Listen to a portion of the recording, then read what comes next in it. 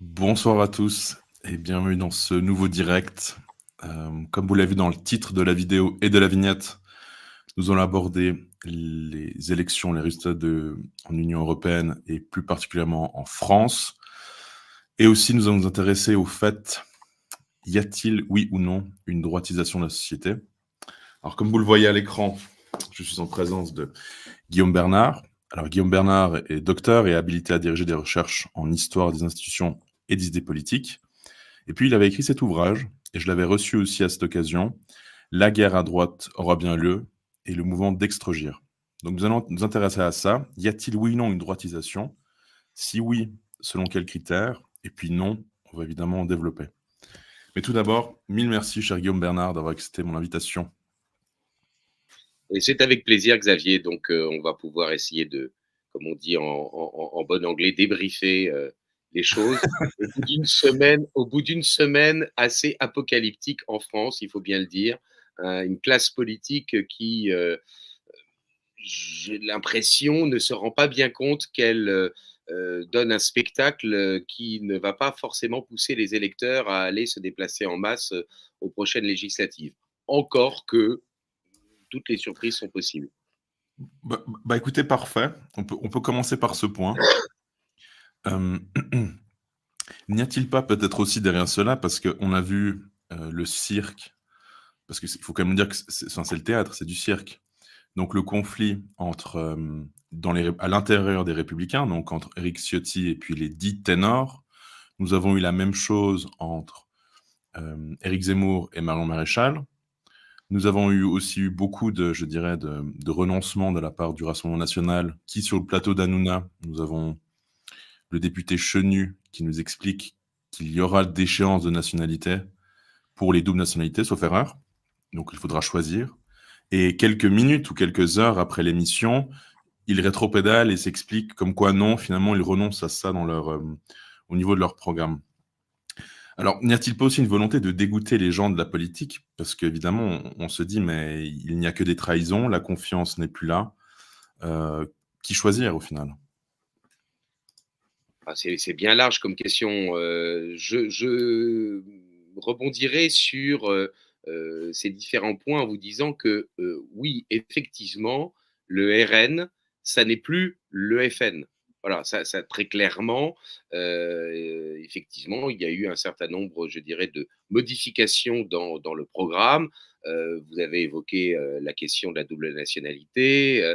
On pourrait évoquer aussi le thème de la remigration, hein. Il y avait dans les années 90 une affiche du Front National qui était quand nous arriverons, ils partiront. Bon, Marine Le Pen a demandé que l'AfD, hein, l'Alternative für Deutschland, eh bien, renonce à cette position, ou dans ce cas, s'il ne renonçait pas à cela, eh bien, devrait quitter le groupe parlementaire auquel appartient le RN dans le cadre du Parlement européen. Mais il y a d'autres sujets aussi, hein. C'est vrai que dans le programme du FN, il y avait le salaire maternel, il y avait le chèque éducation, il y avait la volonté de trouver des solutions alternatives à l'avortement, tout ça pour soutenir à la fois la liberté des parents dans l'éducation de leurs enfants et pour favoriser la natalité. C'est vrai que tout cela a disparu et que on peut dire que la dédiabolisation que Marine Le Pen a voulu du RN a conduit à une forme de normalisation, ce qui peut effectivement expliquer, du coup, évidemment, les rapprochements qu'il peut y avoir ou les choix que ce parti fait de ses candidats pour les prochaines législatives, hein. On voit que il y a des anciens députés LREM qui deviennent des candidats RN. Je crois que c'est dans l'Oise, me semble-t-il. On voit que par ailleurs, le RN refuse l'investiture à un certain nombre de personnes.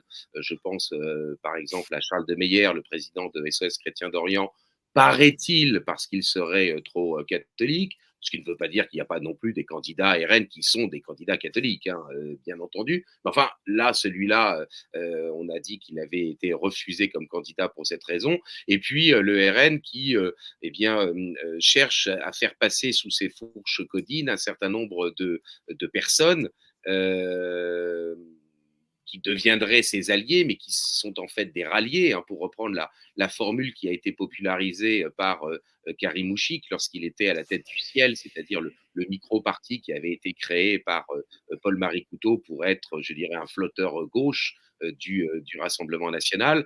Par exemple, on voit que dans la 4e circonscription de Vendée, Véronique Besse, le député sortant, qui est apparenté MPF, qui est une élue villiériste, hein, et qui n'a pas voulu rentrer dans le jeu d'alliance du Rassemblement national, eh bien, va se voir présenter un candidat RN contre elle, sans doute pour essayer de la faire chuter, alors que Véronique Besse, effectivement, avait eu le courage, avait fait partie de ces quelques élus qui avaient voté contre la constitutionnalisation de l'avortement. Donc c'est vrai qu'on est dans vraiment de la tambouille politicienne. Ça n'est pas très satisfaisant, il faut bien le dire. Si on réfléchit en termes de doctrine, on en est évidemment très loin. Et j'entends déjà un certain nombre de personnes me dire, mais vous voyez bien qu'il n'y a pas de droitisation parce que effectivement, le RN n'est pas aussi à droite, et d'ailleurs refuse l'étiquette de droite. On en reparlera, je le pense. Étiquette de droite, et que donc il n'y a pas une aussi grande droitisation que vous le pensez, parce que effectivement les enjeux doctrinaux, la cohérence programmatique, eh bien sont absentes du débat. C'est vrai, c'est parfaitement vrai que effectivement Aristote et saint Thomas d'Aquin sont loin des problématiques qui ont poussé nos hommes politiques à faire un certain nombre de, je dirais, de déclarations et de combinaisons pendant les quelques jours qui précèdent cette émission. Pour autant, et après ces éléments-là qui évidemment risqueraient de faire sauter au plafond un certain nombre de personnes attachées au Rassemblement national ou, ou pardon, qui voient dans le Rassemblement national une planche de salut pour la France, je maintiens quand même que de manière globale, l'opinion publique se rallie de plus en plus, peut-être pas à ce que disent véritablement les ténors ou les porte-paroles du Rassemblement national, mais se rallie de plus en plus à ce qu'ils pensent être le Rassemblement national. C'est-à-dire que lorsque vous avez 30, quasiment 32% des gens qui, aux européennes, votent pour la liste de Jordan Bardella, il est très clair qu'ils votent pour le rétablissement de la sécurité. Alors après que les mesures que Jordan Bardella serait susceptible de mettre en œuvre, est-ce qu'elles vont véritablement rétablir la sécurité? C'est une autre question. Mais l'électeur, lui, il a voté pour Bardella pour rétablir la sécurité. Il a voté pour Bardella pour lutter contre le délitement du corps social par une immigration massive et donc pour la défense d'une certaine identité française. Si on a le temps, je ne suis pas sûr qu'on en ait le temps, mais on pourra parler de la question du vote des catholiques, c'est très clair. Hein. Les catholiques sont de plus en plus à voter pour le Rassemblement national, alors même que le Rassemblement national défend des positions qui sont de moins en moins compatibles avec la doctrine sociale de l'Église, pour dire les Ben, choses rapidement. Bon. Donc, je maintiens quand même qu'il y a de manière globale dans l'opinion publique, même s'il peut y avoir une incongruité ou une incohérence avec, je dirais, les programmes qui sont vraiment défendus par ces partis politiques-là, il y a quand même de manière globale une droitisation de l'opinion publique. Voilà, pour répondre peut-être un peu longuement à votre question, mais de manière, je l'espère, assez claire. oui, non, tout à fait. Bon, il y a peut-être on peut venir de toute façon, c'est tellement riche tous les sujets qu'il y a abordés par rapport à ces élections, c'est bon, c'est très intéressant à analyser, mais peut-être le sujet absent, le seul sujet absent, c'est quand même celui du christianisme de manière générale. C'est un mot qui est absent de la bouche de quasiment tous les politiques. Personne ne parle du christianisme. C'est quelque chose qui est, je trouve, tout à fait choquant.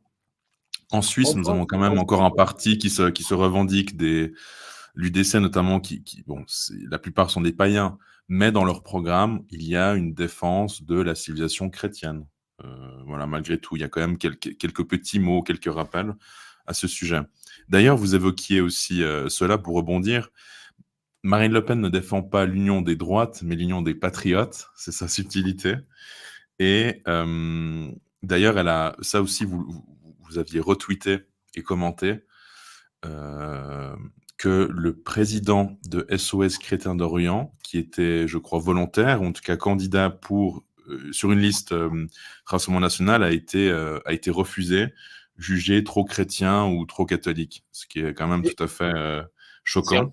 c'est en tout cas c'est qui se dit. Moi, je ne sais pas si c'est véritablement ce qui a conduit à la prise de Mm. décision, mais en tout cas, c'est ce qui se dit pour expliquer que, eh bien, il n'a pas obtenu de circonscription, alors que par ailleurs, il est quelqu'un de très cultivé, il est quelqu'un d'engagé, je dirais, dans le militantisme politique, il a une expérience, je dirais, dans le cadre des institutions européennes, et donc, comparé à des parachutages, parce qu'il y en a un certain nombre, hein, comparé à des parachutages de gens qui, eh bien, ont certes, semble-t-il, l'avantage d'être entièrement dans la ligne des dirigeants du parti, mais qui n'ont pas d'expérience particulière et pas de compétences particulières, c'est vrai que c'est un choix ou un non-choix qui peuvent apparaître un peu étonnants. Bon, c'est certain.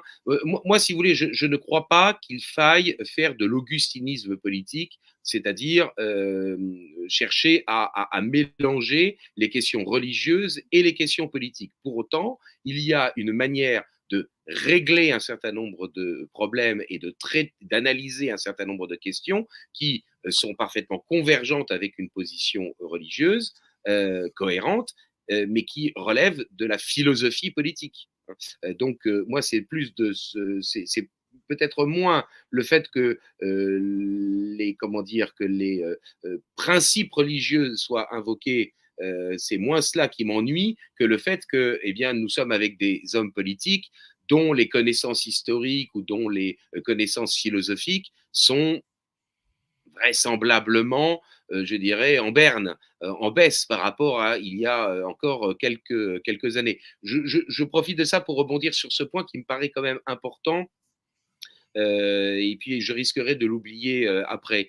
Euh, je constate que LR, ou du moins une partie de LR, est prêt à faire alliance aujourd'hui avec le Rassemblement national, sans doute parce que la situation politique intérieure du pays s'est encore dégradée, et donc c'est ce qui justifie à leurs yeux de considérer que voilà, il faut plus tergiverser, il faut régler le problème de l'immigration, le problème de l'insécurité. Bon, très bien.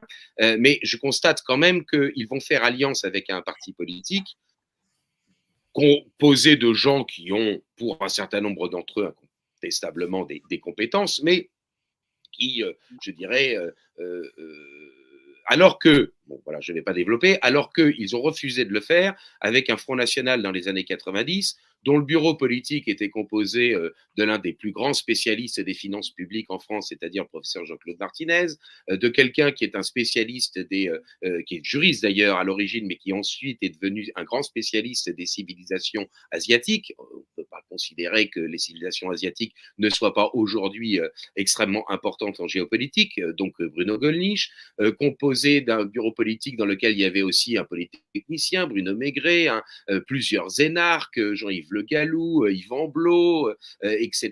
J'en passe et des meilleurs. C'est-à-dire un parti politique qui était, je dirais, dirigé par des gens qui faisaient partie des meilleurs en France dans leur domaine. Voilà. Donc, la droite parlementaire, la droite modérée, n'a pas voulu faire alliance dans les années 90 avec un parti politique qui était dirigé par des gens qui étaient d'une compétence avérée, mais ils le font maintenant avec le Rassemblement national dans des conditions extrêmement, je dirais, rapides, dans des conditions houleuses, et simplement parce que les circonstances politiques peut-être les obligent véritablement à le faire. Je m'interroge vraiment, je dirais, sur la clarté, je dirais, dans les esprits de nos hommes politiques, de nos hommes politiques. Voilà, pour dire les choses d'une manière un peu sibylline, mais dont je crois que les téléspectateurs auront compris tout le sens. Par rapport justement à ce parti qui est maintenant est passé de l'UMP qui refusait justement cette alliance, enfin l'UPR, hein, Le RPR, l'UPR, pardon. et Maintenant ensuite l'UMP l'UMP et enfin LR, oui. et les Républicains. Voilà.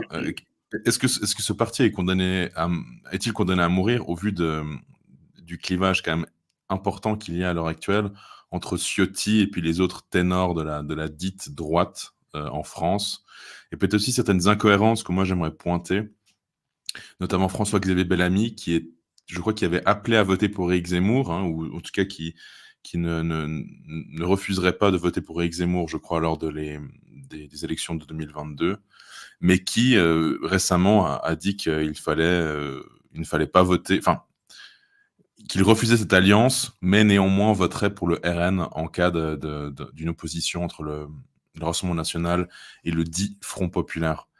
Est-ce que ce parti et les Républicains sont-ils condamnés à mourir au vu des récentes discordes et prises de position des divers ténors?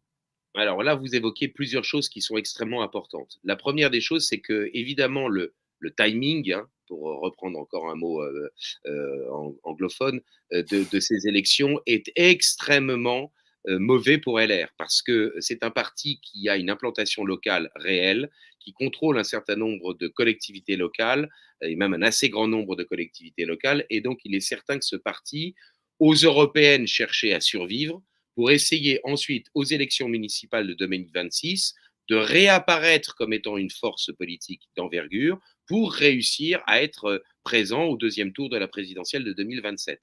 Il est évident que là, avec l'accélération du calendrier électoral et ces élections législatives anticipées, il a été nécessaire de faire un choix. Et le choix, il a été fait par Éric Ciotti et un certain nombre de cadres de LR, semble-t-il une minorité, mais avec une majorité de sympathisants et d'adhérents, eh bien comment dire, de concocter, d'envisager une alliance, moi, qui me semble plus être le fait de passer sous les fourches codines du RN et donc de devenir des supplétifs, des vassaux, beaucoup plus que d'être véritablement des alliés, mais ça, c'est une autre affaire. En tout cas, certains ont fait le choix de dire qu'il était nécessaire pour que ce courant-là continue d'une certaine manière à exister et pour peut-être participer à une équipe gouvernementale. Donc il y a aussi, je dirais, des intérêts personnels derrière ce choix-là, sans doute. On fait donc le choix de faire une alliance. Le reste, eh bien, finalement, c'est le processus qu'on a vu depuis 2017, c'est-à-dire un certain nombre de personnes qui certes restaient à LR, mais qui pour autant étaient effectivement extrêmement compatibles avec la grande coalition centriste de Macron. Bon, ils existaient dans différents partis, comme il y a ceux qui existent dans le MoDem, il y a ceux qui existent dans le petit parti de l'ancien Premier ministre, donc le parti Horizon. Bon, là, évidemment, on est en face d'une situation où vraisemblablement, on va avoir une scission au sein de ce parti politique-là, alors que peut-être ils auraient pu continuer à exister et essayer de réémerger à l'occasion des municipales. Moi, il me semble assez vraisemblable. C'est toujours difficile, hein, évidemment, de faire de la prédiction quand on n'a pas la préscience des événements, contrairement à Dieu. C'est évidemment difficile d'envisager, enfin, je veux dire, de faire des prédictions. Mais enfin, le plus vraisemblable, c'est quand même que LR va imploser et que, effectivement, partie de LR va rejoindre, je dirais, une coalition, on reviendra là-dessus, une coalition des droites, bon, même si Marine Le Pen ne veut pas dire qu'elle est de droite, et puis de l'autre côté, ceux qui rejoindront la Macronie, mais tout de même avec comment dire, cet élément-là qui est important à avoir en tête, c'est que ceux qui ont rejoint la Macronie, disons entre 2017 et 2022, ils étaient sur une pente ascendante, enfin la Macronie était sur une pente ascendante, c'est-à-dire que c'était une force politique nouvelle qui avait, je dirais, une dynamique. Là, les classiques de LR qui vont rejoindre Macron, eh bien, ils vont rejoindre plutôt une force politique en déliquescence. Tandis que là, incontestablement, que l'on apprécie ou non hein, les choses, et je crois qu'il faut être parfaitement objectif, eh bien, c'est le RN qui est sur une vague ascendante, qui connaît une progression. Et donc, par conséquent, on peut tabler qu'a priori, le pari d'Éric Ciotti devrait être plutôt gagnant, plus que plus que le pari des Valérie Pécresse, Gérard Larcher, etc., qui rejoindraient in fine et au moment où elle est en passe de, je dirais, de s'affaiblir, véritablement la Macronie. Je pense quand même que Emmanuel Macron n'avait sans doute pas cet élément-là en tête lorsqu'il a bâti ces différents scénarios hypothétiques pour prendre la décision de dissoudre. Moi, je pense qu'il est assez vraisemblable qu'il s'est dit, eu égard, je dirais, à la campagne des européennes, aux très grandes dissensions qu'il y avait à gauche, qu'il n'imaginait pas que le Parti socialiste rentrerait dans une coalition avec LFI. Et il ne pensait pas non plus que LR rentrerait dans une coalition, ou du moins une partie de LR rentrerait dans une coalition avec le RN. Et donc, dissoudre, c'était certes risqué, c'était un pari électoral risqué, mais c'était quand même tablé sur le fait que son espace politique ne se réduit pas à LREM ou Renaissance, comme on le dit maintenant, mais pourrait s'élargir un peu sur la droite avec les LR et un peu plus quand même sur la gauche avec le Parti socialiste. Là, il est évident que son calcul a été plus que hasardeux parce que le PS, malgré le fait que le Front populaire soit une auberge espagnole, qu'ils se détestent entre eux et qu'il y a même des purges, hein, vous avez vu que Madame Garrido et Monsieur Corbière ont été épurés par ont été épurés par des plus purs qu'eux. Hein. Mais ça, si j'ose dire que ils ont été grands remplacés. C'était très amusant parce que beaucoup de gens se moquaient justement de cela.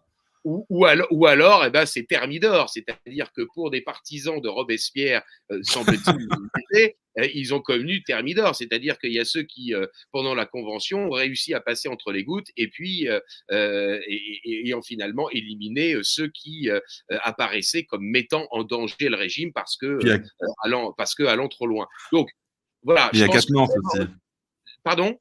Adrien Quatennens aussi qui a renoncé à sa candidature. Alors oui, parce que lui, semble-t-il, il était jugé malséant que quelqu'un qui aurait eu, moi je ne connais pas l'affaire, hein, ni dans sa réalité bien sûr, ni dans le stade judiciaire auquel elle est arrivée, quelqu'un qui aurait eu des gestes déplacés, c'est sûrement des gestes déplacés que de donner des gifles à son épouse. Bon, mais enfin, moi, je ne connais pas la réalité des choses, mais enfin, en tout cas, les féministes du Front populaire ont eu sa peau, ce qui signifie quand même que Quatennens, et ça c'est plus intéressant politiquement parlant, Quatennens faisait partie, je dirais, des bébés Mélenchon, de ceux qui étaient susceptibles de succéder à Mélenchon à la tête de LFI, celui-ci va avoir des difficultés, hein, Mélenchon, pour pouvoir choisir son ou ses dauphins. Voilà. Donc, voilà. Peut-être un point, ce qui est intéressant, c'est qu'il a malgré tout été nommé alors qu'il avait été condamné préalablement. Ce qui fait que ça ne les a pas dérangés dans un premier temps. Mais en effet, peut-être sous la pression, ils ont renoncé à il a renoncé à sa candidature. Peut-être un autre point. Moi, je ne savais pas qu'il avait été condamné. Honnêtement, je n'ai pas suivi l'affaire suffisamment. Il a été condamné définitivement ou est-ce que c'est en première instance, auquel cas il peut y avoir un appel, une cassation? Enfin bon, voilà, ça je ne connais pas cette affaire. Mais en tout cas, ça veut dire que Mélenchon n'est pas tout puissant dans le cadre de la droite radicale, de la gauche radicale, et que donc voilà, il y a des facteurs de division, ce qui ne veut pas dire que le nouveau Front populaire, comme ils le disent, ne pourra pas faire un bon score et ne pourra pas, et ça c'est important qu'on en reparle, il faut absolument qu'on débriefe sur ce point-là tout à l'heure, Xavier, que le Front populaire ne pourra pas bénéficier de reports de voix ou d'abstention différentielle entre les différents segments électoraux qui pourraient lui permettre de faire un très gros score en termes de nombre d'élus. Je dirais juste, avant de vous relaisser reprendre la parole, qu'il ne faut quand même pas oublier que c'est la Chambre du Front populaire élu en 1936 qui a donné les pleins pouvoirs au maréchal Pétain en 1940. Faut-il en conclure que si jamais le nouveau Front populaire en France gagnait les élections de 2024, au final, il confierait le pouvoir à quelqu'un qui les renverrait tous, je dirais, à leurs chères études. Ce serait tout de même assez assez comment dire, amusant d'un point de vue historique, bien sûr. Oui, Bien sûr. on va évidemment aborder la question du théâtre qui est vraiment, moi, vu de suite, c'est assez hallucinant. Mais Ah, moi, peut-être j'aurais pas choisi le nom trop populaire. Vous voyez ce que je veux dire? Si bah, j'avais oui, été bah, eux, bien sûr, j'aurais bah, choisi mais autre tous chose. tous se revendiquent de Léon Blum, de son héritage, et cetera. Enfin, j'ai vu plusieurs se revendiquer de Léon Blum, notamment Meyer Habib, qui expliquait que c'était un scandale, que ce soit ces gens, et cetera. Enfin bref. Mais Marine Le Pen refuse d'être traitée de droite. Mais pourquoi est-ce qu'on ne l'écoute pas? Parce que pour moi, elle n'est pas de droite, hein. Alors, Et je crois on en qu'en fait, a déjà les gens parlé. devraient plus l'écouter. Ils devraient dire: «Oui, en effet, il faut l'écouter, elle n'est pas de droite» et acter. C'est peut-être une patriote sincère et encore, c'est à discuter. Mais peut-être encore un autre point Alors, qui pourrait je être vous me intér permettez, Xavier, de rebondir oui, 2 secondes allez-y. là-dessus? On a quand même assisté, au cours de cette semaine, malgré tout et malgré les dénégations des uns et des autres, et notamment celui de Marine Le Pen encore, très récemment dans une interview qu'elle a donnée, au Figaro, on a quand même assisté à une double rupture historique.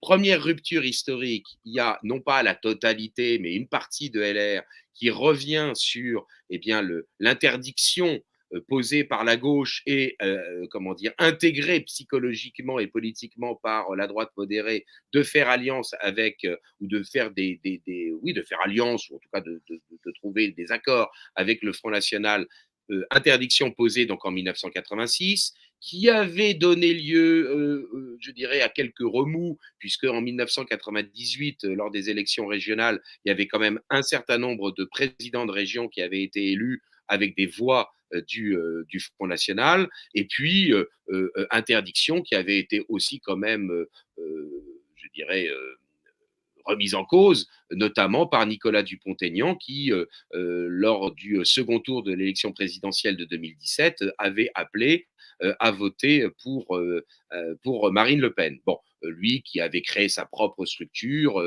DLR, Debout la République, puis Debout la France, et qui était à l'origine quelqu'un qui appartenait donc à l'UMP jusqu'en, je crois, 2008. Bon, donc ça déjà, première rupture, il y a un certain nombre de personnes et quand même un chef de parti politique qui prend la décision eh bien, comment dire, de violer un tabou hein, qui avait été posé il y a maintenant eh bien, pratiquement 40 ans. Bien. Première rupture. Deuxième rupture, le RN. Hein, qui, contrairement au Front National, qui lui se disait un parti de droite nationale, populaire et sociale, le RN, lui, il se dit ni de droite ni de gauche. Bon. Or, ce que je constate tout de même, et même si Marine Le Pen dit que le RN n'est pas un parti de droite, c'est quand même contre l'alliance islamo-gauchiste, comme elle le dit elle-même maintenant, de l'extrême gauche et fomentée par l'extrême gauche avec les autres partis de gauche, eh bien, qu'elle combat. Et d'autre part, c'est quand même avec des partis de droite, hein, ou du moins des personnalités de droite, qu'elle trouve des accords. Évidemment, en les faisant passer, pardon encore une fois de le redire, mais parce que c'est quand même important, je veux dire, LR va imploser, Reconquête est quasiment mort, donc c'est bien tuer les adversaires, ou du moins les concurrents, imposer son hégémonie sur la droite, et donc faire des alliances avec des gens qui se positionnaient et qui se revendiquaient de la droite. Qu'on le veuille ou non, le RN aujourd'hui est à l'origine de bien ce qu'ils appellent l'union des droites. Bon, et d'ailleurs j'ai vu plusieurs comment dire déclarations de candidats LR-RN qui disent bien qu'ils sont rentrés dans une coalition de droite. Bon, donc cela aussi c'est une rupture historique. C'est comment dire, c'est quand même, je dirais, très largement édulcoré. Ce que Marine Le Pen pensait devoir être sa stratégie pour capter un électorat de gauche, le fait de ne pas se dire de droite. On peut parfaitement capter un électorat de gauche tout en se disant de droite. Hein. Il n'y a qu'à voir tout simplement l'écrasante victoire de Louis-Napoléon Bonaparte à la présidentielle de décembre 1848, hein, où non seulement il rafle les voix de droite, mais en plus il est élu à plate couture avec justement des voix venant sociologiquement de la gauche, mais qui se rallient d'une certaine manière politiquement à lui, même s'il est positionné à droite. Bon, donc voilà, on ne va pas épiloguer, puis je ne suis pas en débat ce soir avec un cadre du RN ou avec Marine Le Pen elle-même. Donc, je n'ai pas à épiloguer là-dessus, mais enfin, j'insiste quand même sur le fait que euh, euh, euh, il se trompe s'il confondent la doctrine, le programmatique, si vous voulez, avec le sociologique. Vous pouvez parfaitement avoir un électorat venant sociologiquement de la gauche, mais qui se rallie à vous sans que vous ayez besoin de renier le fait que vous soyez positionné à droite ou que même vous soyez philosophiquement de droite. Et puis deuxièmement, je constate quand même que c'est bien avec les forces politiques qui lui sont le plus proches, c'est-à-dire Reconquête et LR, que des alliances se font. Autrement dit, ce sont des alliances qui se font à droite. Bon, même si le RN continuait à dire qu'il n'est pas de droite. Peut-être risque-t-il d'ailleurs de fatiguer un peu ses électeurs. Alors, sans doute pas pour les élections législatives de 2024, parce que là, il y a une telle vague, il y a une telle, je dirais, un tel enthousiasme dans l'idée que, eh bien, alors une telle haine aussi à gauche, bien sûr, mais à droite, un tel enthousiasme sur le fait que, eh bien, le RN puisse accéder au pouvoir, que ces petites déclarations n'auront aucune conséquence. Bon. Mais en revanche, exerçant le pouvoir, peut-être que le RN risque de décevoir les choses et de décevoir un certain nombre d'électeurs. Et ça, pour le coup, les gens de gauche qui sont, pour un certain nombre d'entre eux, cultivés, ne s'y trompent pas. Derrière un rassemblement national qui pourrait finalement décevoir une partie de ses électeurs, en embuscade, il y a des gens qui sont, eux, véritablement de droite et pas simplement à droite et qui, eux, pourraient effectivement, peut-être, pourquoi pas, accéder au pouvoir, je dirais, en profitant de l'aspiration que le RN aurait pu provoquer par son accession éventuelle au pouvoir. On en reparlera si vous le voulez. Sa victoire est possible, mais enfin, elle n'est pas du tout certaine. Et en tout cas, le fait d'avoir une majorité absolue, ça, pour le coup, ça n'est pas du tout certain. Mais en tout cas, il est certain qu'il va y avoir une vague RN, c'est très clair, et il y aura au moins 200 députés, peut-être même 250, peut-être même 300 députés RN d'ici 15 jours en France. Alors, bon, là, il y a beaucoup de choses, beaucoup de choses. Bon, tout d'abord, la seule chose intelligente que je laisse au Rassemblement national, c'est d'avoir, en gros, tué Reconquête en s'alliant avec LR et puis de cette manière aussi d'avoir forcé LR à se positionner par rapport à cela. Donc là, je trouve que c'est plutôt un bon coup. Mais alors le RN aura probablement, comme vous l'avez dit à l'instant, entre 200, peut-être plus, à voir. Mais première question, est-ce que ça va changer quelque chose? Peut-on sincèrement penser qu'il y aura un changement, je dirais, en France par rapport en tout cas à la tendance actuelle? Première question. Et peut-être deuxième question, selon vous, parce que là on distingue bien les 3 blocs, n'est-ce pas? Le Front Pour l'instant, populaire, on va en oui, parler, tout oui. à fait, qu'on appelle islamo-gauchiste, l'extrême centre progressiste macroniste, l'extrême droite anti-immigration, fasciste, n'est-ce pas? Mais fondamentalement, à part le sujet, évidemment piquant de l'immigration, qu'est-ce qui les distingue selon vous? Qu'est-ce qui vraiment les distingue dans les grandes lignes où, alors peut-être j'ajoute un point, il y a eu quand même un autre clivage important, c'est celui sur le conflit israélo-palestinien. Où évidemment on a vu le Front populaire défendre la Palestine, heu, notamment Aymeric Caron qui expliquait que c'était un génocide et cetera et plutôt, le Rassemblement national être plutôt pro-israélien, mais aussi plutôt pour arrêter, cette guerre dans les grandes lignes. Alors à part ces 2 sujets, selon vous, qu'est-ce qui les distingue vraiment et qui pourrait peut-être permettre aux gens qui nous écoutent de comprendre ces 3 blocs? Alors, c'est une question extrêmement riche, hein, vous vous en doutez bien, Xavier. Et Oui, du oui. coup, voilà, vous me passez la parole pour quelques longues minutes. Oui, Première oui, des je vous en prie. choses, Je me tais. première, première des choses. Non, non, non, mais vous interviendrez quand vous voudrez, c'est votre émission. Hein.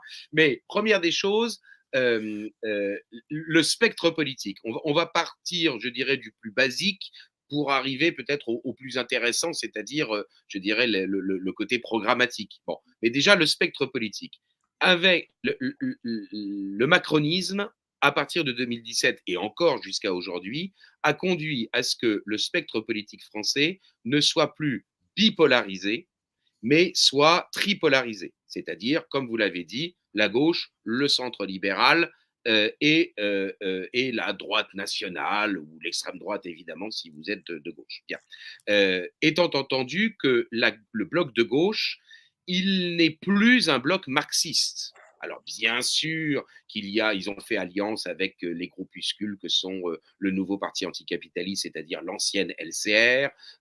Bien sûr, il y a sans doute à la France insoumise des gens qui sont extrêmement, je dirais, favorables au collectivisme, mais enfin, de manière globale, leur programme ne l'est pas. Que leur programme soit, comment dire, étatiste, que leur programme soit pour, comment dire, conduise à développer comment dire, les impôts, à augmenter les impôts, à augmenter les déficits publics, etc., c'est absolument certain. Mais pour autant, même s'ils se réclament de Léon Blum, ils ne sont pour autant pas véritablement collectivistes. Et donc, cette gauche, elle risque évidemment d'être, je dirais, en porte-à-faux avec une partie de ses électeurs qui attendent véritablement une gauche socialiste, alors qu'en fait, ils sont beaucoup plus, alors pour le PS, c'est très clair, sociaux-démocrates. Il n'y a qu'à voir le fait que François Hollande essaye d'être à nouveau, je dirais, élu député. Bon,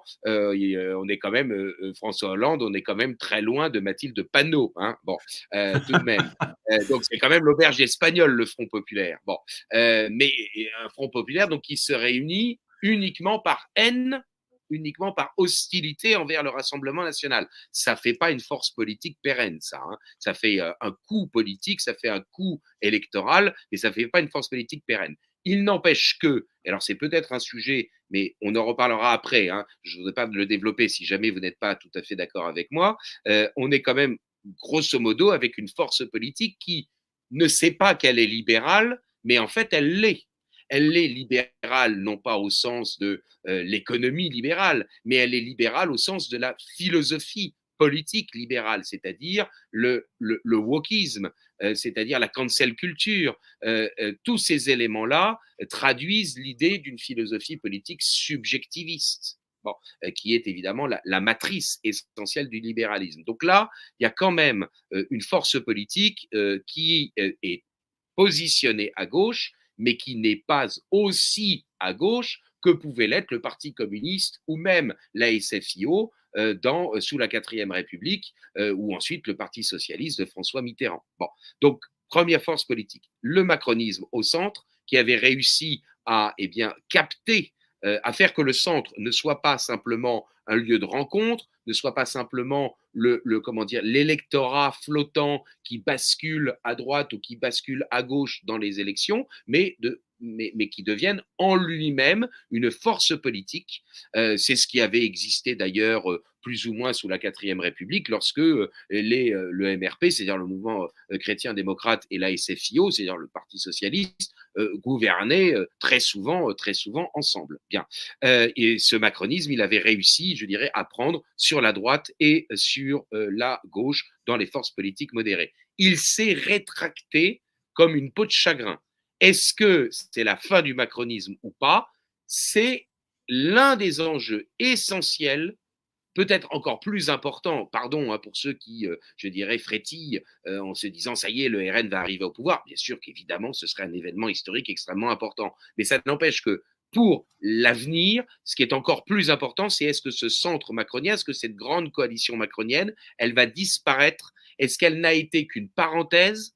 Parce que le système politique français, notamment de l'élection présidentielle et des élections législatives à 2 tours, fait que ça conduit à une bipolarisation, auquel cas le centre va disparaître, ou est-ce qu'il va se maintenir? Et puis enfin, troisièmement, une force politique de droite qui trouve une certaine cohésion, au détriment sans doute, je dirais, de sa force doctrinale, comment dire, de la cohérence, je dirais, de ces propositions et des mesures que ce bloc est susceptible de mettre en œuvre, mais ça n'empêche que ce bloc-là, qui était quand même divisé, eh bien, il trouve incontestablement une certaine cohésion qui n'avait pour l'instant jamais véritablement existé. Qu'est-ce qui va se passer aux élections?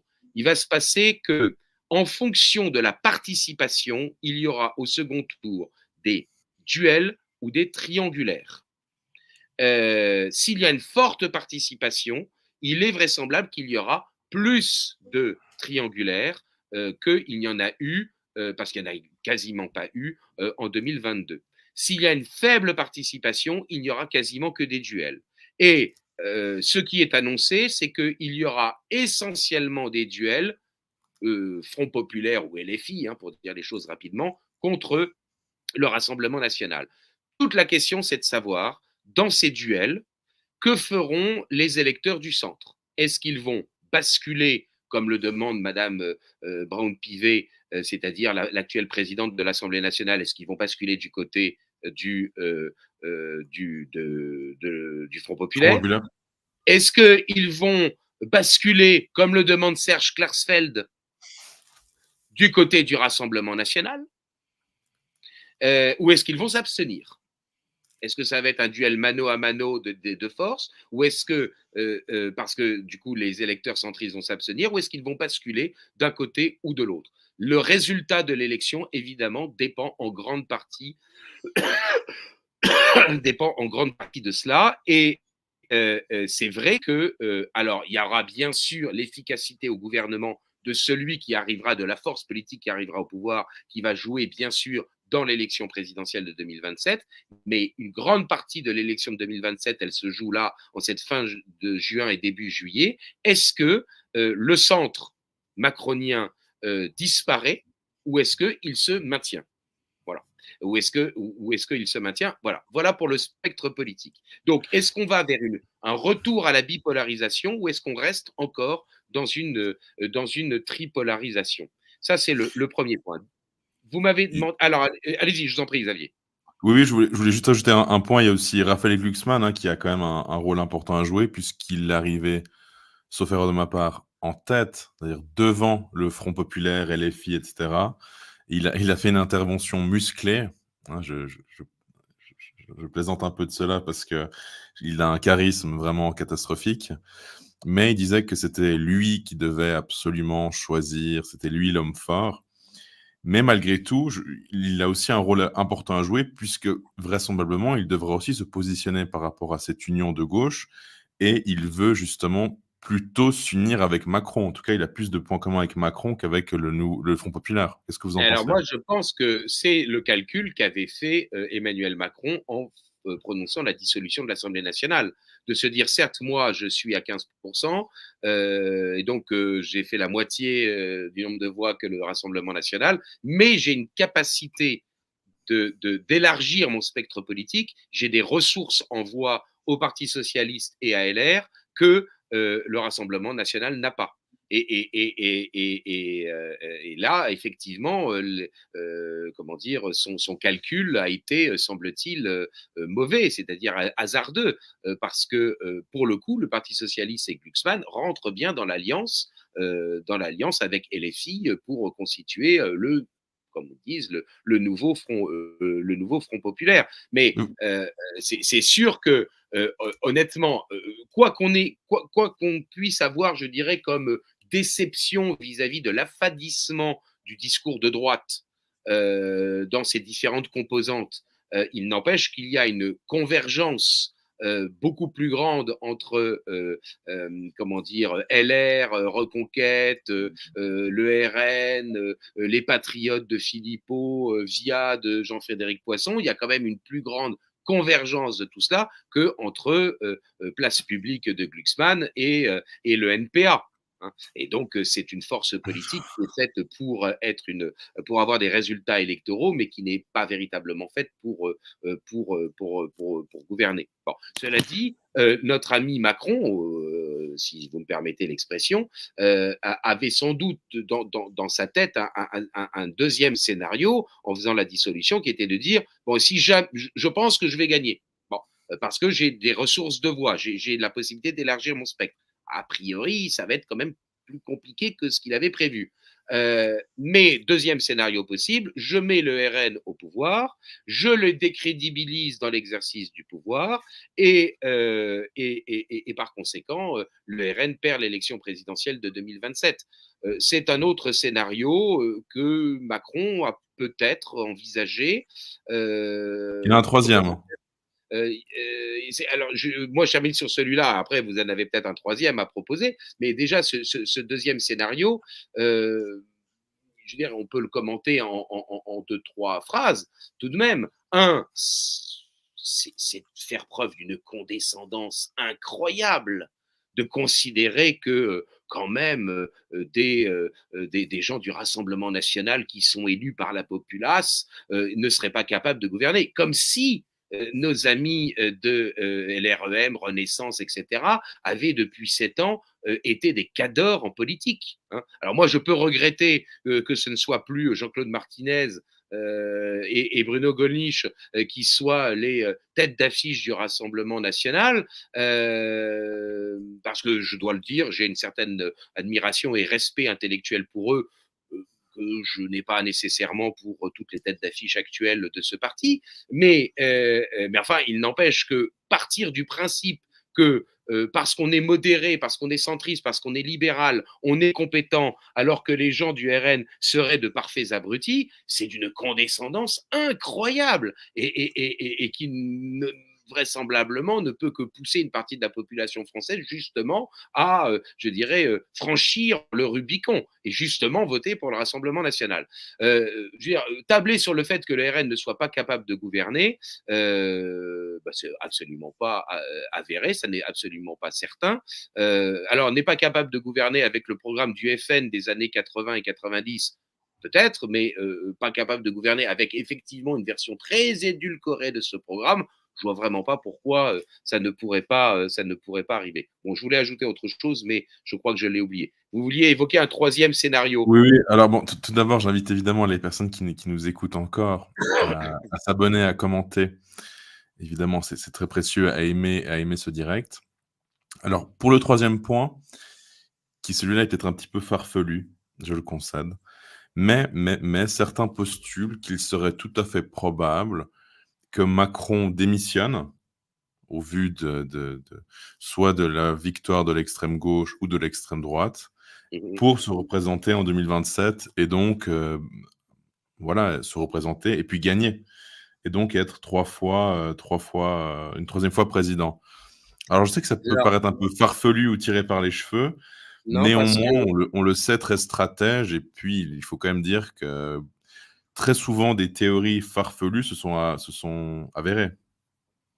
c'est certain que c'est lorsque Jules César s'est pris un couteau qu'effectivement le complot s'est révélé être effectivement réel. Bon, sincèrement, s'il démissionne, il va y avoir ensuite une élection présidentielle qui donnera un mandat pour 5 ans au nouveau président. Donc, du coup, l'élection présidentielle, elle serait reportée à 2029. Et ce n'est que s'il y avait un autre président entre l'actuel Macron et le prochain élu celui qui serait élu après que Emmanuel Macron pourrait revenir. Dans l'état actuel des choses, que son deuxième mandat soit complet ou que son deuxième mandat soit comment dire partiel, il ne pourra pas se représenter dans l'état actuel de la Constitution et dans l'interprétation qu'en donne le Conseil constitutionnel actuellement, il ne peut pas se représenter immédiatement. Donc, moi, j'évacuerais quand même plutôt ce scénario. En revanche, moi, ce que je peux dire, c'est d'ailleurs ce que j'évoque dans mon papier. Bon, je ne sais plus si je vous l'ai dit, Xavier, mais je vais désormais faire des chroniques politiques hebdomadaires pour le journal Valeurs Actuelles et pour leur site et puis pour leur journal. Et c'est la conclusion de mon papier qui normalement paraît demain.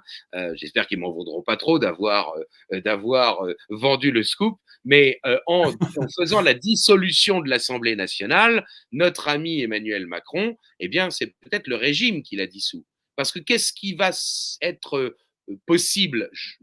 Une victoire en termes de majorité absolue pour le RN, c'est possible, mais ça n'est pas absolument assuré. Une victoire de la gauche avec une majorité absolue, c'est quand même un peu plus difficile. Une vraie minorité de blocage, ça c'est vraisemblable, mais une majorité absolue pour la gauche, c'est semble-t-il plus difficile que pour le RN. Mais le plus vraisemblable, c'est donc qu'on aura ce qu'on appelle une chambre introuvable, c'est-à-dire une chambre avec aucune véritable majorité, véritablement stable. J'ose espérer que le RN, s'il n'a pas de majorité absolue, refusera d'aller au gouvernement parce que sinon il se met évidemment dans une position d'être censuré extrêmement facilement par une coalition de l'extrême gauche et du centre libéral.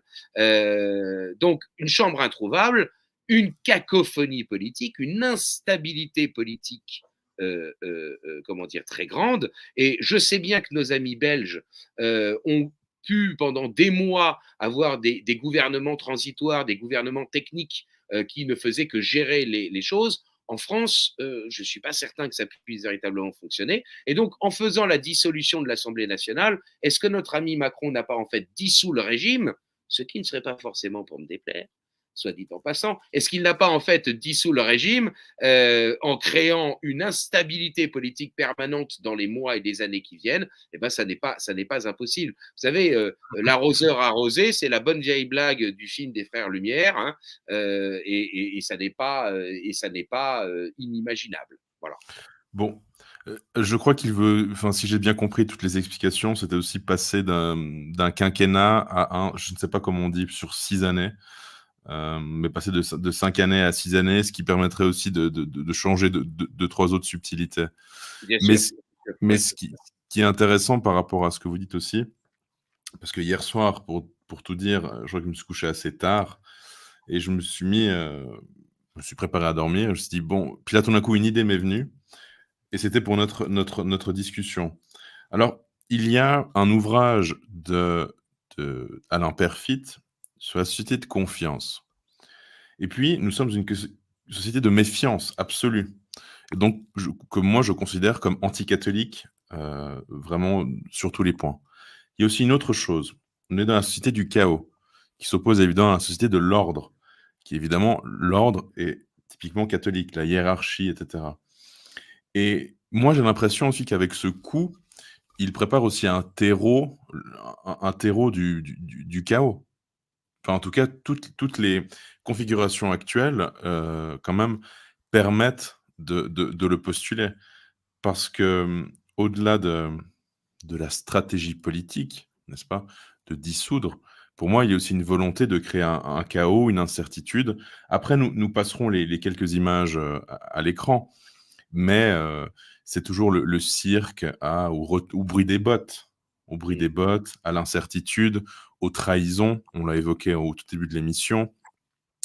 Finalement, voilà, on est vraiment dans la société de méfiance absolue, même au sein du parti et de ce point de vue-là, c'est un bon coup de la part de Macron, puisque le LFI se déchire, Reconquête, c'est terminé. Les Républicains, c'est aussi terminé puisqu'ils se déchirent totalement sur des positions, alors que lorsqu'on regarde le programme politique du RPR dans les années 90, hein, je pense que vous vous souvenez très bien de cette séquence qui est devenue mythique, où c'est sur l'émission où il y avait encore des paroles et des actes, je crois, avec Léa Salamé et puis notre ami maintenant, le journaliste qui est David Pujadas, voilà, ça me revient. Mhm. Et il y a Alain Juppé qui est l'invité. Et puis ils affichent une séquence des années 90, etc. Puis on le voit aussi intervenir, on voit aussi les anciens ténors de ce parti expliquer qu'ils sont contre, je crois, la double nationalité, pour la déchéance de nationalité en cas de crime, pour le renvoi de criminels étrangers. Enfin, on pourrait considérer que c'est la droite très, très dure, n'est-ce pas, de nos jours. Et puis, sur le plateau, il se renie. Il dit: «Non, non, je regrette ces propos». Il le dit. Et donc, c'est quand même tout de même intéressant, je dirais, bon, l'échiquier politique comme il se déplace, le reniement, mais aussi le coup de la part de Macron pour créer cette société de chaos et cette société aussi de reniement, de méfiance, et cetera. Qu'est-ce que vous en pensez? Alors, qu'Emmanuel Macron puisse être prêt à envisager le désordre, l'instabilité politique pour, comment dire, favoriser ses propres vues, ça me paraît absolument pas impossible. Disons que pour répondre à votre question, il y a un élément qu'il faut quand même avoir en tête et que nos téléspectateurs doivent avoir en tête. Ça ne veut, ce n'est, ce que je vais dire là n'implique en rien le fait que ça doive changer leur intention de vote. C'est pas ça. Mais simplement, il faut être conscient de ce que nous allons avoir à partir du mois de juillet. On va vraisemblablement avoir une cohabitation, à moins que le bloc central l'emporte, mais bon, une cohabitation. Euh, d'une manière ou d'une autre, avec un gouvernement de salut national, de salut public, de coalition, parce que personne n'aura de majorité, ou peut-être un gouvernement uniquement RN et ses alliés, et ses ralliés, si jamais ils ont la majorité absolue. Il s'avère que le président de la République aura toujours dans ses mains l'essentiel du pouvoir en affaires étrangères et en défense. Donc, la question de l'Ukraine, donc la question de la renégociation des traités européens à partir de l'automne prochain, c'est le président de la République, beaucoup plus que les ministres de la Défense ou le ministre des Affaires étrangères. La possibilité que le RN aurait de réviser la Constitution pour, par exemple, introduire le référendum d'initiative populaire sera absolument nul parce que le Sénat ne sera pas dans sa main et il y aura, comment dire, il y aurait la possibilité de faire passer cette révision que par un référendum organisé par le président de la République. Or, le président de la République vraisemblablement s'y refusera.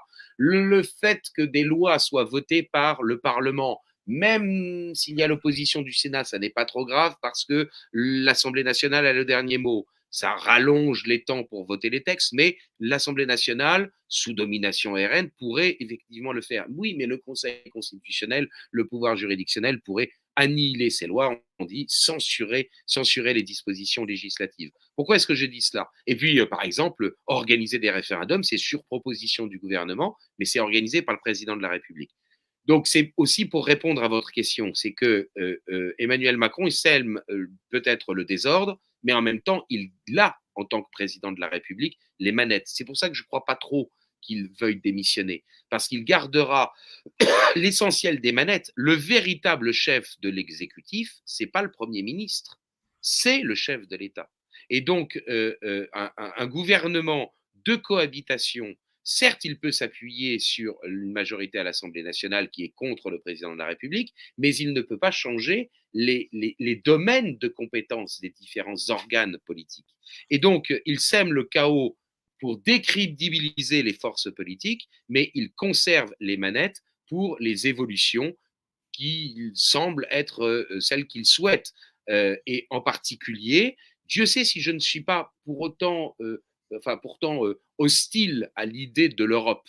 Hein, je ne dis pas à l'idée de la construction européenne, mais à l'idée d'Europe. Si vous voulez, moi, l'Empire carolingien, je ne suis pas nécessairement contre. Vous voyez, bon, mais la construction européenne, si ce n'est pas pour faire l'Empire carolingien, ça ne m'intéresse pas trop. Bon, Oui, là, en plus, donc, c'est la déconstruction européenne.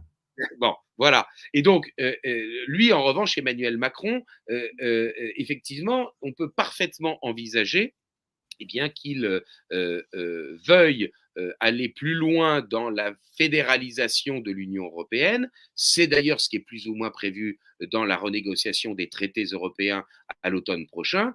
Et eu égard au fait qu'il y aurait un chaos politique, eh bien, en France, une impossibilité de gérer les choses,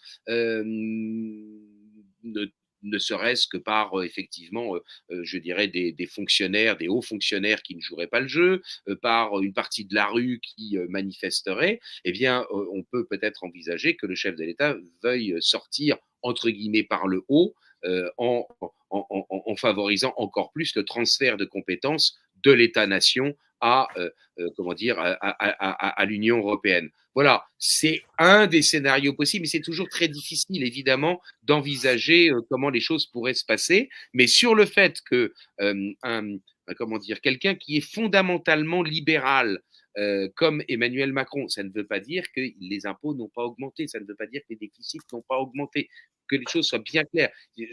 Ça mériterait un jour qu'on prenne le temps nécessaire pour expliquer pourquoi on ne peut pas réduire la question du libéralisme aux questions économiques et fiscales.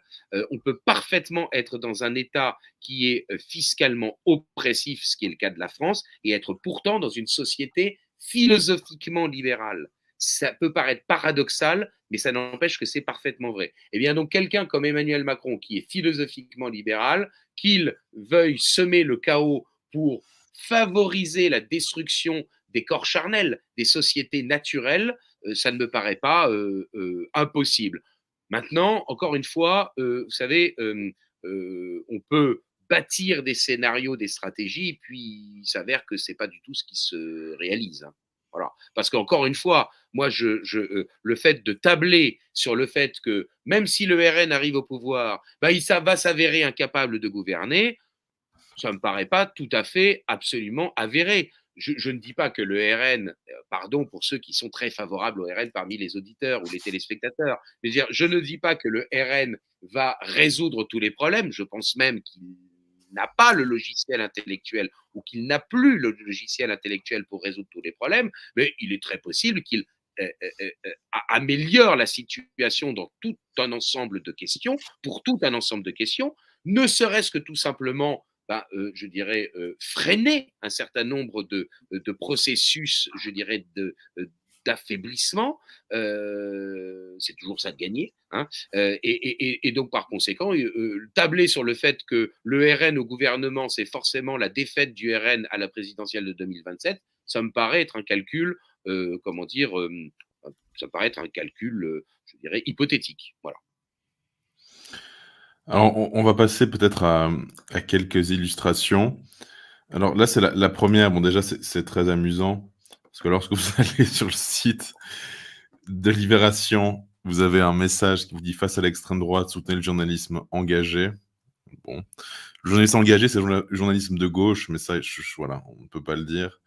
Mais c'est exceptionnel, je trouve. Vu de Suisse, c'est exceptionnel. Alors, législative anticipée, l'abrogation de la réforme des retraites n'est plus une priorité pour Jordan Bardella. Donc là, peut-être qu'on voit aussi un premier point au niveau de ce que certains appellent le reniement national. Bon, premier Oui, point. alors il faut quand même avoir en tête une chose, c'est que dans la mesure où admettons que le RN ait une majorité absolue fin juin, début juillet, ils vont immédiatement se retrouver dans la nécessité de préparer une loi de finances rectificative et vraisemblablement, et de préparer évidemment la loi de finances pour 2025.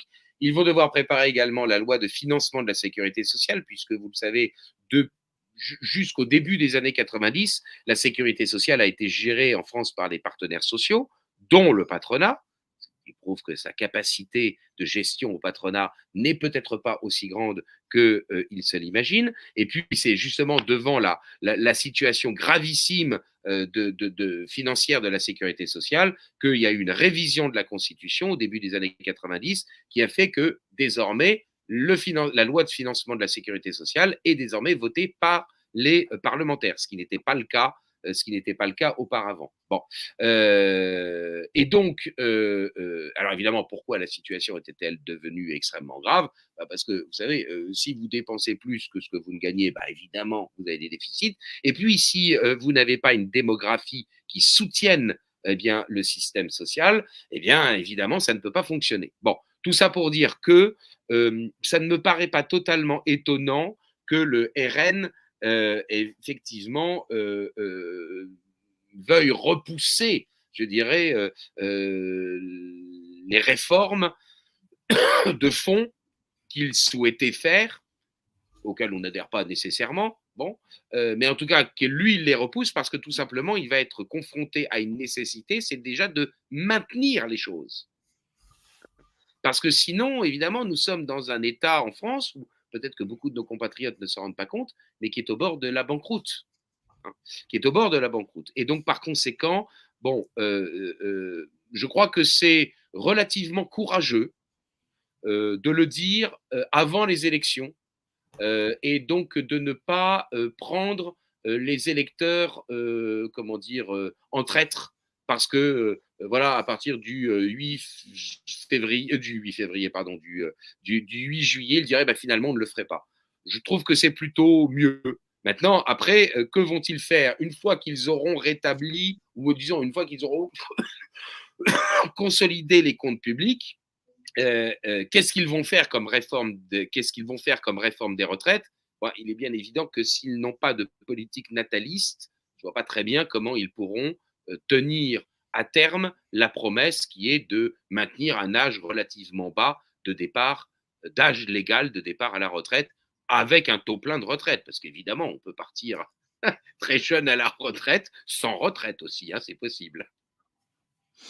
Alors peut-être prochaine image, c'est juste pour aussi illustrer là le retour de François Hollande qui, j'ai vu aussi une petite interview qu'il a donnée dans les rues de sa ville, hein, de Tulle, où il explique que l'événement, que le demande, puisqu'évidemment l'heure est grave, l'extrême droite est au pouvoir. Enfin bref, c'est vraiment absolument catastrophique.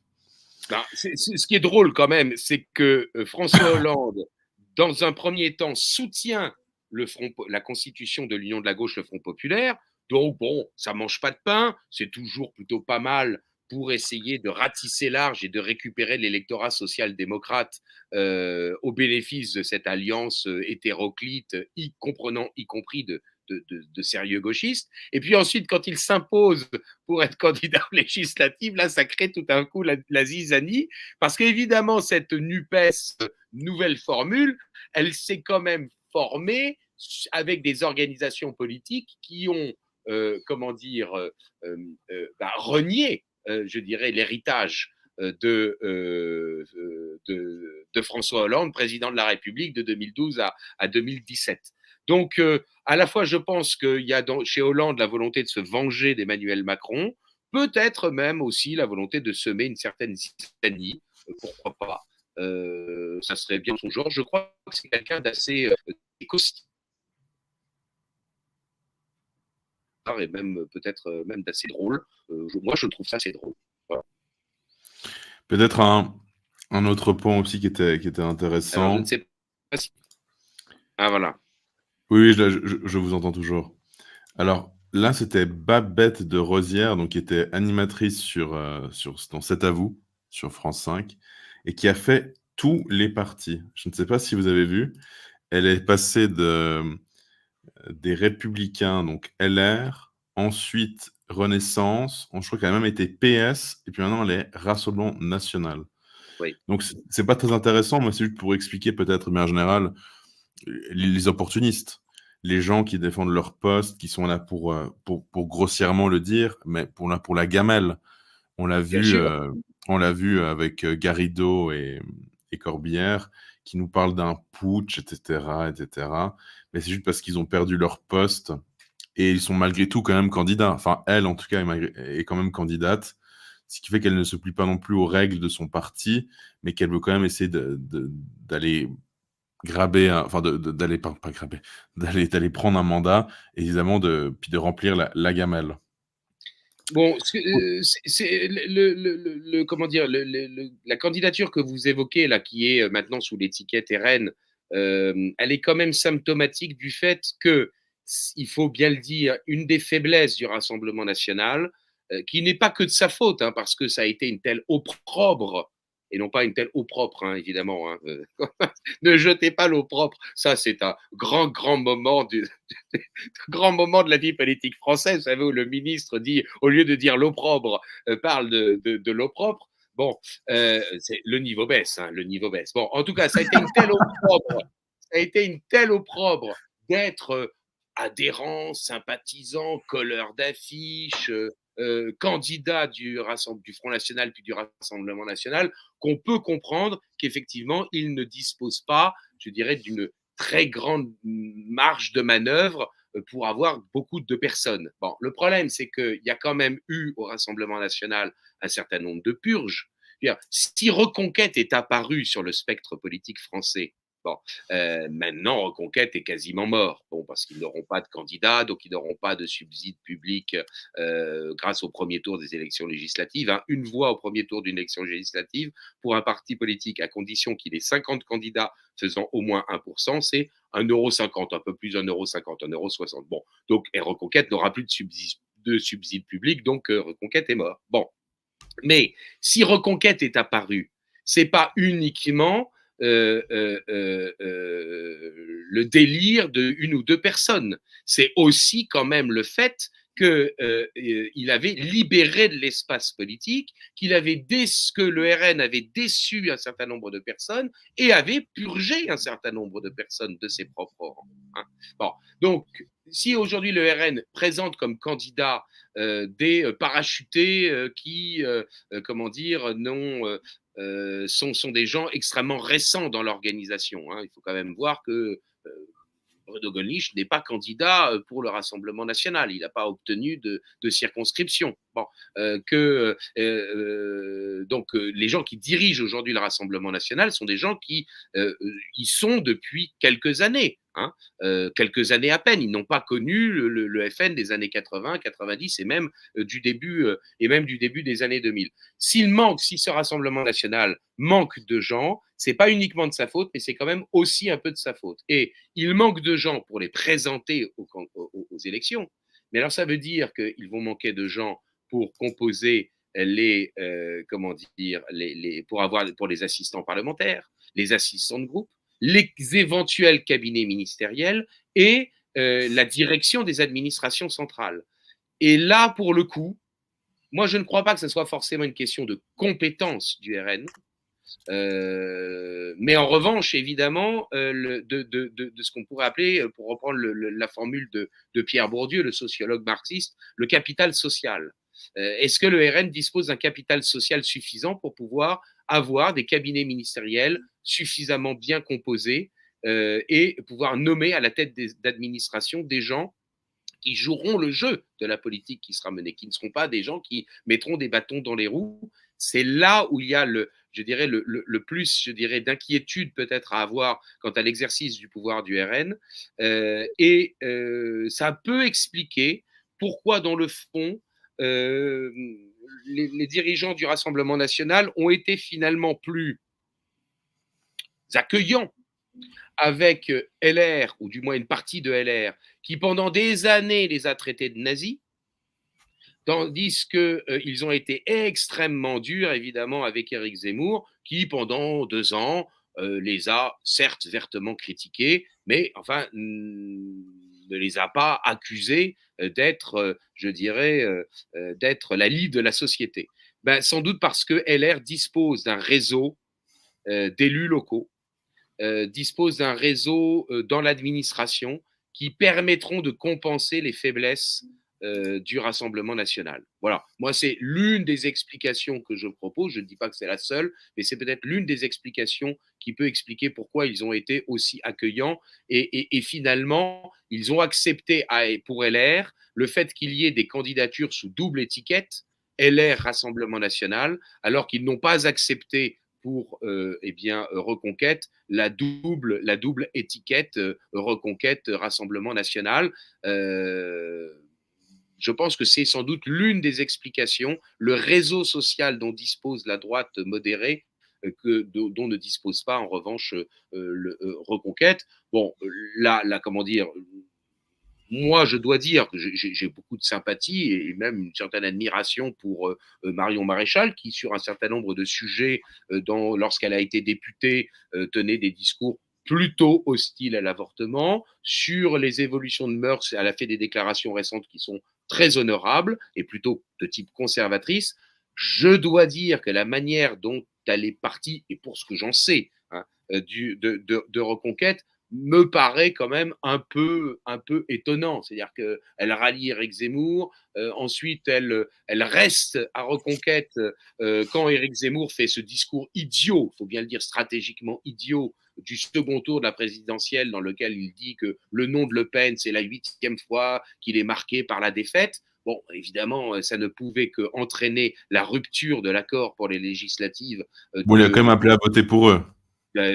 Oui, il avait appelé à voter pour eux, mais quand vous avez un modus vivendi qui fait que vous avez une cinquantaine de circonscriptions dans lesquelles il n'y aura pas de candidat RN et où Reconquête pourra se présenter, ça c'est pour 2022, hein, c'est pour les législatives de 2022, bah, vous évitez d'insulter la personne qui vient de faire 13 millions de voix au deuxième tour de la présidentielle, bah, qui est peut-être défaillante doctrinalement parlant, je ne suis pas sûr qu'elle connaisse Aristote par cœur, mais enfin, elle a fait 13 millions de voix au deuxième tour de l'élection présidentielle. Bon, donc tout le monde n'est pas capable, hein, et pardon de le dire, Xavier, je ne pense pas que vous soyez capable, et moi-même non plus, en tout cas pas tout de suite, de faire 13 millions de voix au deuxième tour de la présidentielle.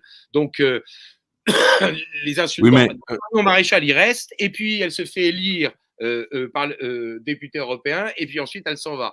Moi, je dois dire que, honnêtement, hein, sincèrement, quand on voit, c'est ce par quoi on a commencé l'émission, puis on va fermer la parenthèse là-dessus, hein, mais vous commenterez si vous le souhaitez. Mais je veux dire, quand on voit quand même ces tambouilles électorales, quand on voit les parachutages, quand on voit les choix de candidats, on se dit vraiment que les partis politiques sont des boutiques et que dans le fond, leur action au service du bien commun est peut-être quelque peu accessoire. Voilà, en tout cas, moi, c'est ce que j'en conclus. Et je suis d'accord avec Simone Veil, la philosophe, pour dire que les partis politiques sont le principal obstacle, je dirais, à la réalisation du bien commun. Mais ça, c'est encore un autre sujet, puisque là, on parle des élections. Restons-en sur le système des partis et les élections. Bon, je ne sais plus d'où je suis parti pour arriver là, donc je vous laisse reprendre la main. mais peut-être 2 points. Bon, tout d'abord, le parachutage d'Éric Zemmour dans le sud de la France, qui disait qu'il s'y sentait bien. Donc ça, c'est aussi tout à fait intéressant, je trouve. Lui qui critiquait plutôt les parachutages et puis l'opportunisme électoral. Et peut-être un autre point aussi, vous évoquiez les attaques d'Éric Zemmour à l'encontre de Marine Le Pen, mais c'est un jeu aussi de s'en offusquer et puis de rester pendant 107 ans là-dessus. La gauche arrive très bien à passer outre des clivages, des insultes, etc. Il y a quand même aussi une différence, comment dire, au bout d'un moment, enfin, je sais pas, moi, je n'ai plus 14 ans. Au bout d'un moment, je pense qu'il est quand même sage de passer à autre chose. Bien sûr. Mais Non, non, vous avez parfaitement raison. Vous avez parfaitement raison. C'était simplement que ce discours était inutile, qui faisait oui, oui, plaisir oui. et qu'il était inutile et qui traduit bien, à mon sens, l'erreur de la stratégie d'Éric Zemmour, qui a consisté à penser qu'il pouvait se substituer à Marine Le Pen, alors que pour moi, l'objectif, c'était, me semble-t-il, c'était plus cohérent, c'était d'élargir le spectre politique de la droite nationale en existant à côté. Peut-être qu'il aurait été au deuxième tour à la place de Marine Le Pen, peut-être qu'il ne l'aurait pas été, mais en tout cas, il n'y aurait pas eu la création de l'animosité entre les deux structures qui a été finalement, je dirais, enfin, qui s'est conclue effectivement par le rapatriement de Nicolas B et de Guillaume Pelletier, qui au départ était au Front National, qui ensuite était passé chez Villiers, qui ensuite était passé chez LR, le rapatriement de Villiers, de Nicolas Bay, etc., au Rassemblement national. Bon, fermons la parenthèse sur ce point-là. Si, Oui. Alors, on a évoqué récemment, enfin récemment, il y a quelques minutes, Adrien Quatennens, donc c'est juste pour peut-être pour, comme ça les gens le voient aussi à l'écran. Adrien Quatennens, condamné à 4 mois de prison avec sursis pour violence conjugale. Voilà. Puis ça, c'est un article du Monde qui date du 13 décembre 2022. Voilà. Comme ça aussi, on a éclairci ce point. Autre point, alors là, c'est évidemment regrettable. Cette vidéo a été vue plus de 713 000 fois. Donc, c'est une jeune fille en détresse qui nous explique que la montée d'extrême droite est très dangereuse, qu'elle ne s'attendait pas à ce que la France soit comme ça, patati patata. Je pense que tout le monde connaît un peu la chanson. Il y a aussi un autre point, voilà, ça c'était le ralliement de Sarkozy, enfin, juge que la dissolution est un risque majeur pour le pays et estime qu'Éric Ciotti risque de faire de LR le supplétif du RN. Bon.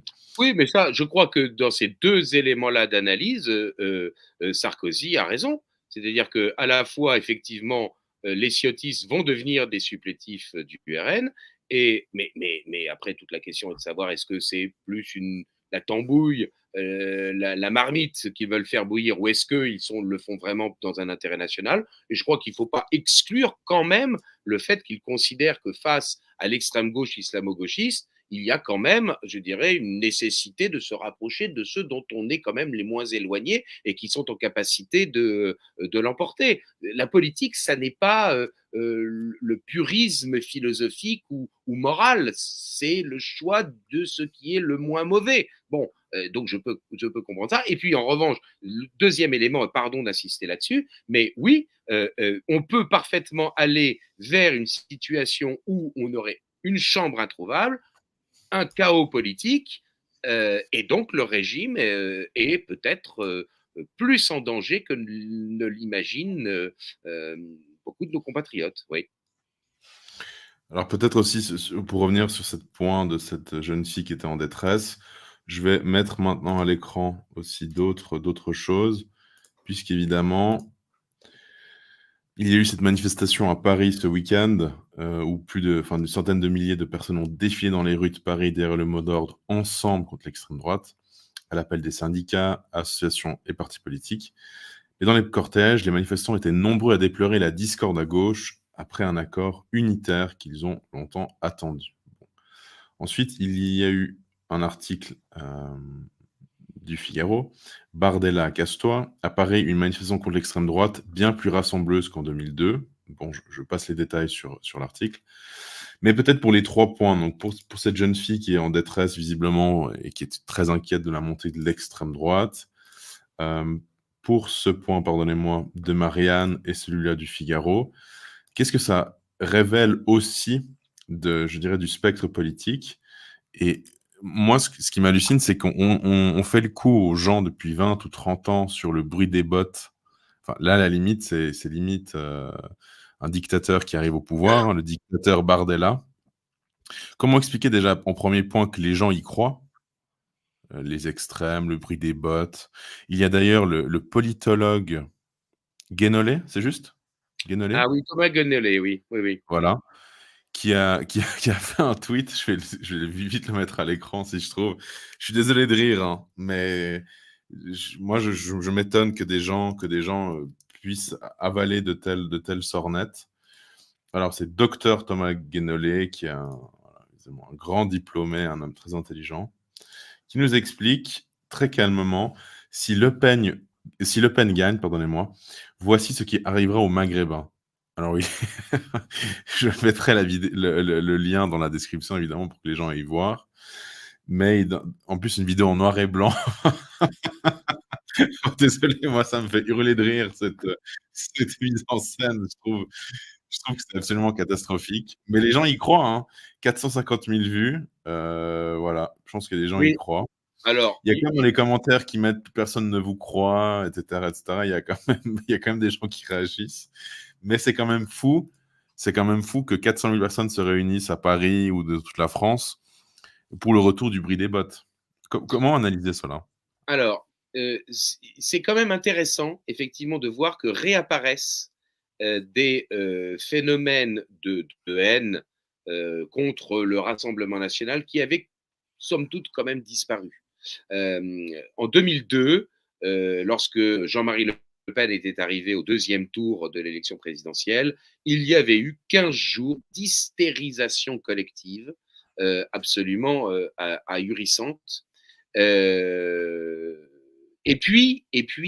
Ça avait disparu. Les 2 fois où Marine Le Pen est arrivée au deuxième tour de l'élection présidentielle, donc 2017 et 2022, si je ne m'abuse, eh bien, il ne s'était rien passé. Est-ce parce qu'ils considéraient que le système était tel que, dans le fond, elle ne pouvait pas l'emporter, qu'il y aurait forcément, je dirais, le barrage républicain, le cordon sanitaire qui ferait que, certes, elle gagnerait entre les 2 tours, mais qu'elle ne pourrait pas passer la barre des 50% des suffrages exprimés, c'est assez vraisemblable. Et donc, il n'y a pas eu comment dire, ces manifestations et comment dire, et cette propagande. Là, nous sommes dans une situation où les partis politiques ont été pris de vitesse par Emmanuel Macron. Et dans le fond, celui qui était le plus prêt pour pouvoir, comment dire, présenter des candidats, même si naturellement il y a tout un ensemble, je dirais, de décisions qui peuvent paraître étonnantes de sa part, le parti qui était le plus prêt, c'était quand même le Rassemblement national. Bon, à cela s'ajoute que dans une élection présidentielle, il y a deux candidats au deuxième tour. Dans des législatives, il peut y avoir des triangulaires, voire des quadrangulaires. Et donc, dans ce cas-là, il n'est pas nécessaire d'obtenir la majorité absolue pour pouvoir être élu. Il suffit d'être celui qui arrive en tête. Bon, je fais juste une toute petite parenthèse pour dire que, pour ma part, je suis favorable au mode de scrutin majoritaire à un tour. On était deux en France à être favorables à ça. Il y avait Michel Debré et moi. Et maintenant, je suis plus que moi tout seul. Mais j'assume parfaitement la chose. Bon, je ferme la parenthèse. Et donc, je suis pas du tout favorable, mais alors pas du tout favorable à la proportionnelle, parce que c'est le règne des partis politiques. Moi, je suis pour des petites circonscriptions dans lesquelles peuvent se présenter des gens qui sont comment dire, des notabilités locales. Le notable local, c'est pas forcément le notaire. Hein. Ça peut être le patron du bar PMU. Hein. Bon, en droit, que je fréquente d'ailleurs plus souvent les bars PMU que les officines de notaire. Bon, passons. En tout cas, mon état de fortune fait que j'ai plus l'occasion d'aller au PMU enfin au PMU, enfin au bar, on va dire au bar, que d'aller dans d'autres endroits. Bon, passons. Donc, RN plus près que les autres, organisation plus près que les autres. Possibilité qu'il y ait des élus non pas majoritaires, mais simplement parce qu'ils arrivent en tête s'il y a une triangulaire, voire une quadrangulaire. Et puis, dernier élément, ils ont en tête ce qui s'est passé aux législatives de 2022. Il y a eu deux événements extrêmement importants ces dernières années en France en termes, je dirais, de comportements électoraux. Il y a ce qui s'est passé aux européennes. On ne l'a pas dit, mais c'est important. Ah, si, je crois que vous voulez qu'on parle de la carte. Mais je vais peut-être le dire Oui. tout de suite. Et bon, mais je vais le dire quand même tout de suite. Premier élément, le RN est en tête dans tous les départements. Attention, il faut quand même avoir en tête que dans cette carte-là, on ne voit pas précisément les villes. Or, par exemple, si le RN est en tête en Loire-Atlantique, il n'est absolument pas en tête à Nantes. Si le RN est en tête dans l'Ille-et-Vilaine, il n'est absolument pas en tête à Rennes. Bon. Et si le RN est en tête en Vendée, il n'est pas en tête à La Roche-sur-Yon. Autrement dit, il y a une cassure très claire entre les villes et ce que Christophe Guilluy a magnifiquement, très intelligemment appelé la France périphérique, premier élément. Mais ce qui est encore plus important, c'est que désormais l'Ouest, qui était rétif, ne l'est plus. C'est-à-dire que certes, dans ces départements de l'Ouest, le RN n'atteint pas forcément le niveau qu'il a au niveau national, encore qu'en Vendée, par exemple, il est au même niveau qu'au niveau national. En Sarthe, il est au même niveau qu'au niveau national. Mais de manière globale, dans l'Ouest, il n'atteint pas forcément le même niveau qu'au niveau national, mais il atteint, je dirais, la pole position. Et ça, c'est quand même, y compris dans l'Ouest, et pas simplement dans le Nord, dans l'Est ou dans le Sud-Est. Donc ça, c'est évidemment extrêmement important. Et deuxième élément complémentaire, dans certains départements, il est pas simplement en tête, il est complètement dominant. Il passe la barre des 45-50%. Ça, c'est un élément à avoir en tête. C'est le plus important, me semble-t-il, que simplement le score de Bardella. Certes, le pourcentage, 32%, c'est formidable de leur point de vue. Bien sûr, 2 millions de voix de plus qu'en 2019, c'est important. Mais ce qui est très important, c'est la géographie électorale. Et là, il y a une cassure métropole, ou en tout cas ville, France périphérique, et un vote RN qui s'est totalement nationalisé. Bien. Et puis, il y a un deuxième élément auquel je veux faire attention, auquel je veux faire allusion, et qui est essentiel pour comprendre la situation, comment dire, électorale et la panique du coup de la gauche, qui fait que réapparaissent les manifestations, les pleurs, la crainte, l'hystérie, le fascisme va arriver au pouvoir. Bon, eh bien, c'est ce qui s'est passé aux législatives de 2022. Ça ne s'est passé que dans 89 circonscriptions, un peu plus parce qu'il y a des non-inscrits qui sont quand même très proches du RN. Bon, il y en a quelques-uns qui finalement, enfin, il y a un député RN qui a été finalement, l'élection a été invalidée, il a finalement perdu à la partielle. Mais en tout cas, il s'est passé pour environ 90 députés une chose extrêmement importante, c'est que les digues ont sauté. Et c'est ce qui explique en partie le choix d'Éric Ciotti et d'une partie de gens, certes peut-être pas des sortants, mais en tout cas de gens qui sont prêts à suivre l'expérience Ciotti. Bon. C'est que les digues ont sauté et il n'y a plus de manière systématique eh bien, de report de voix contre le Rassemblement national et pour le, entre guillemets, front dit républicain. Et donc, il est bien évident que dans cette situation-là, si Marine Le Pen, effectivement, pouvait ne vraisemblablement, enfin, n'allait vraisemblablement pas gagner la présidentielle, encore que elle est passée de 34% en 2017 à 42% en 2022. Si Marine Le Pen ne pouvait peut-être pas gagner la présidentielle, en revanche, comment dire, de très nombreux députés, et pourquoi pas une majorité absolue, ça ne me paraît pas tout à fait certain, mais pourquoi pas une majorité absolue de députés RN peuvent être élus. C'est-à-dire que pourquoi l'hystérie, pourquoi les manifs de gauche, pourquoi les pleurs de cette jeune femme qui doit vraiment croire ce qu'elle dit, enfin bon, bon, que voulez-vous? Bon, c'est comme ça. Eh bien, elle est peut-être très sincère. Enfin, la sincérité n'a jamais fait la vérité. Bon, eh bien, il est clair que s'il y a le retour de cette hystérie, c'est parce qu'effectivement la victoire du Rassemblement national est possible. Et si en tout cas le Rassemblement national n'a pas de majorité absolue, il va apparaître comme étant la première force politique. Et une force politique vis-à-vis de laquelle il n'y a plus de plafond de verre. Certes, ils n'auront peut-être pas 289 députés, mais ils vont en avoir beaucoup. Et donc, c'est la démonstration que maintenant, le vote RN n'est plus un vote perdu. Qu'est-ce qui a très longtemps bloqué le vote RN? C'est le vote utile en faveur d'un parti qui, lui, pouvait gagner, qui, lui, pouvait être une force politique de gouvernement. Dans la mesure où désormais le vote RN n'est plus un vote perdu, eh bien, en fait, le vote utile joue en sa faveur et non plus contre lui.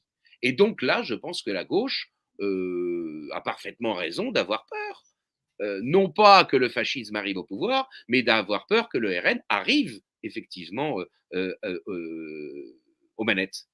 Simplement, je l'ai dit, je le répète, pardon, hein, c'est mon côté un peu pénible, parfois je fais des parenthèses complémentaires, il arrivera aux manettes, mais il n'aura pas toutes les manettes en main, ce qui va évidemment compliquer son, son exercice du pouvoir. Voilà mon explication. Voilà mon explication. Et je pense sincèrement que la jeune femme dont vous nous avez montré l'image, elle doit être persuadée des enjeux doctrinaux. Le RN, c'est une force politique maléfique. Les personnes qui, à gauche, organisent les mobilisations, je crois qu'eux n'en sont absolument pas dupes. Ils se souviennent très bien de ce que Lionel Jospin a dit quelques années après le 21 avril 2002 en disant mais non, on a surjoué, on a fait du théâtre, on a fait croire aux Français qu'il y avait une menace fasciste, on savait très bien que ça n'en était pas une. Mais en revanche, s'ils savent qu'évidemment tout ça c'est du théâtre, en revanche, ils savent en revanche que c'est la possibilité du RN d'arriver au pouvoir.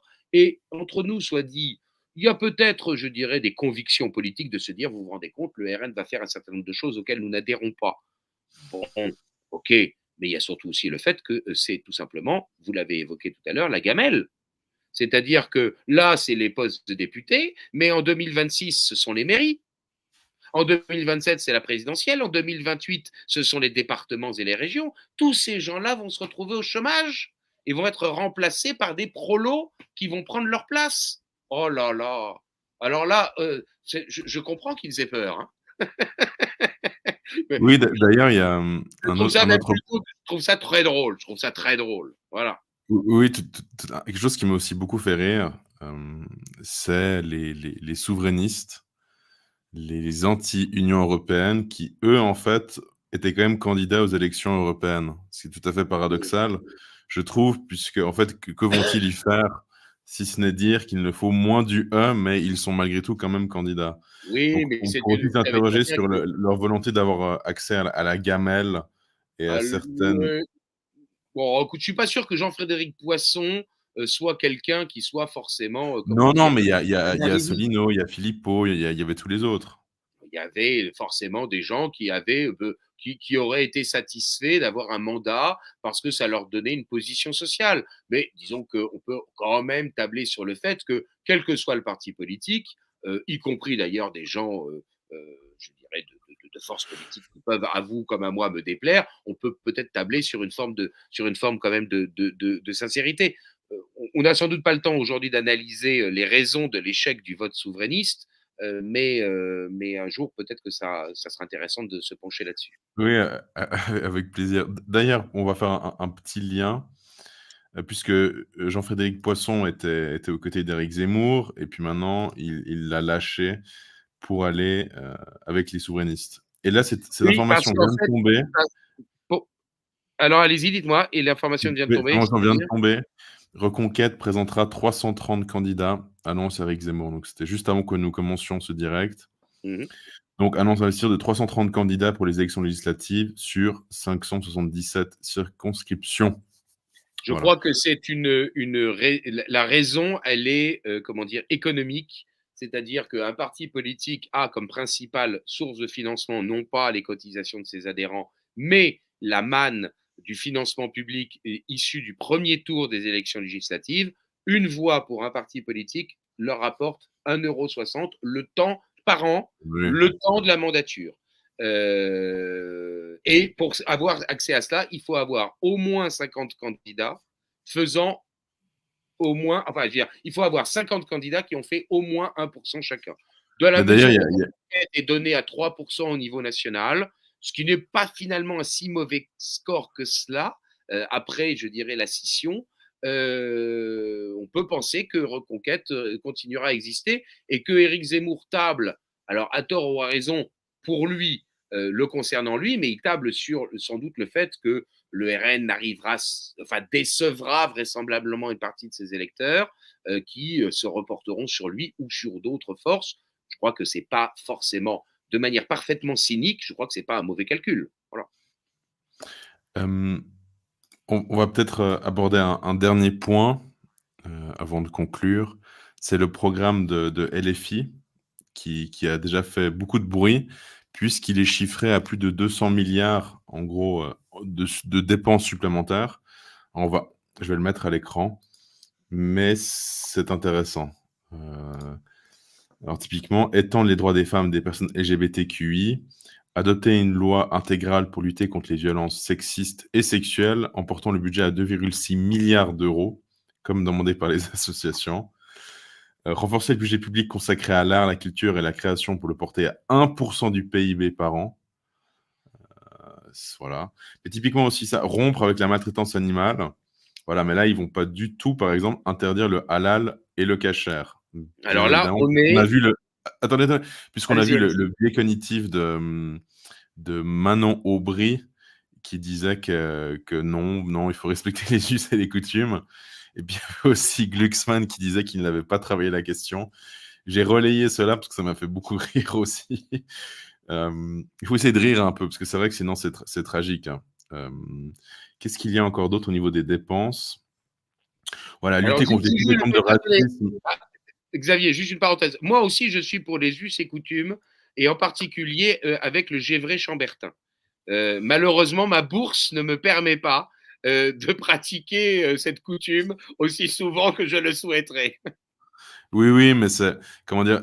C'était Combini qui avait, je crois, fait cet exercice, sauf erreur de ma part, France 5.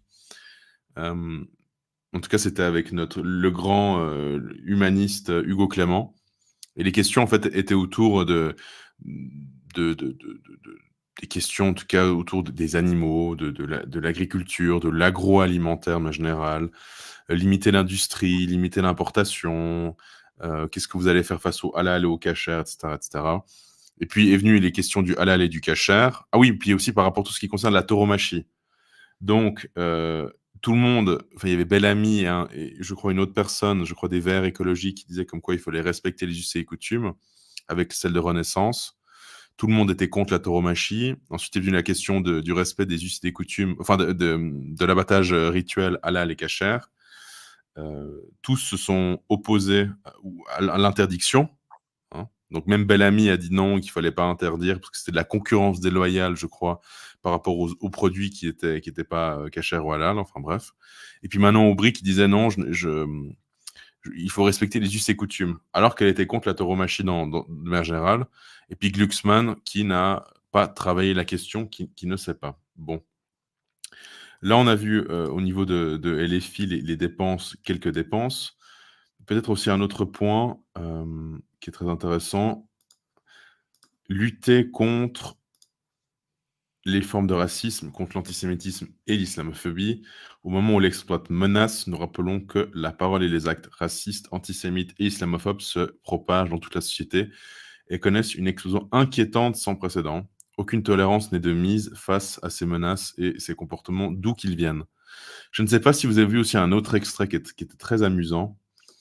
C'était, je crois, il y a peut-être deux ou 3 jours, sur le plateau des Grandes Gueules, je crois que c'était un cadre LFI qui disait qu'il fallait s'inquiéter de la montée de l'extrême droite. Et il a dit, voyez-vous, dans mon département ou dans ma ville, je ne sais pas quel terme précis il utilise, une synagogue Ah oui, a été attaquée. Et c'est le puis, maire de Rouen. Je crois que c'est le maire de Rouen. voilà, c'est Il me possible. semble qu'il est vert et pas LFI. Oui, mais en tout cas, il est Front Populaire. Oui. Et, et puis le journaliste bondit sur l'occasion, il dit d'accord, mais qui a attaqué la synagogue? Est-ce que c'est l'extrême droite? Et il dit non. Puis après, il dit mais alors c'est qui? Un homme. Un monsieur, il a répondu un monsieur. Enfin bref, mais voilà, Non, ils se prennent les pieds dans le tapis de manière effectivement assez drôle. Ce qu'on peut voir hein, de ce que vous avez dit, et je vous laisserai compléter naturellement, c'est que c'est une, comment dire, c'est une panoplie de mesures qui ont pour but de capter différents segments électoraux. Et honnêtement, ce qu'ils appellent le nouveau Front populaire n'est plus en capacité, d'avoir une véritable doctrine, en tout cas officielle et assumée, pour pouvoir je dirais, construire un programme cohérent, mais il faut bien le dire, c'est aussi le cas de l'autre côté du spectre politique. Ils n'ont pas de doctrine, hein, ils ne sont pas comme Léon Blum, effectivement, socialistes, collectivistes. Alors, collectivistes dans le sens où ils veulent une collectivisation des moyens de production, mais pas la totalité des biens. Bon, passons. En tout cas, ils n'ont plus de doctrine.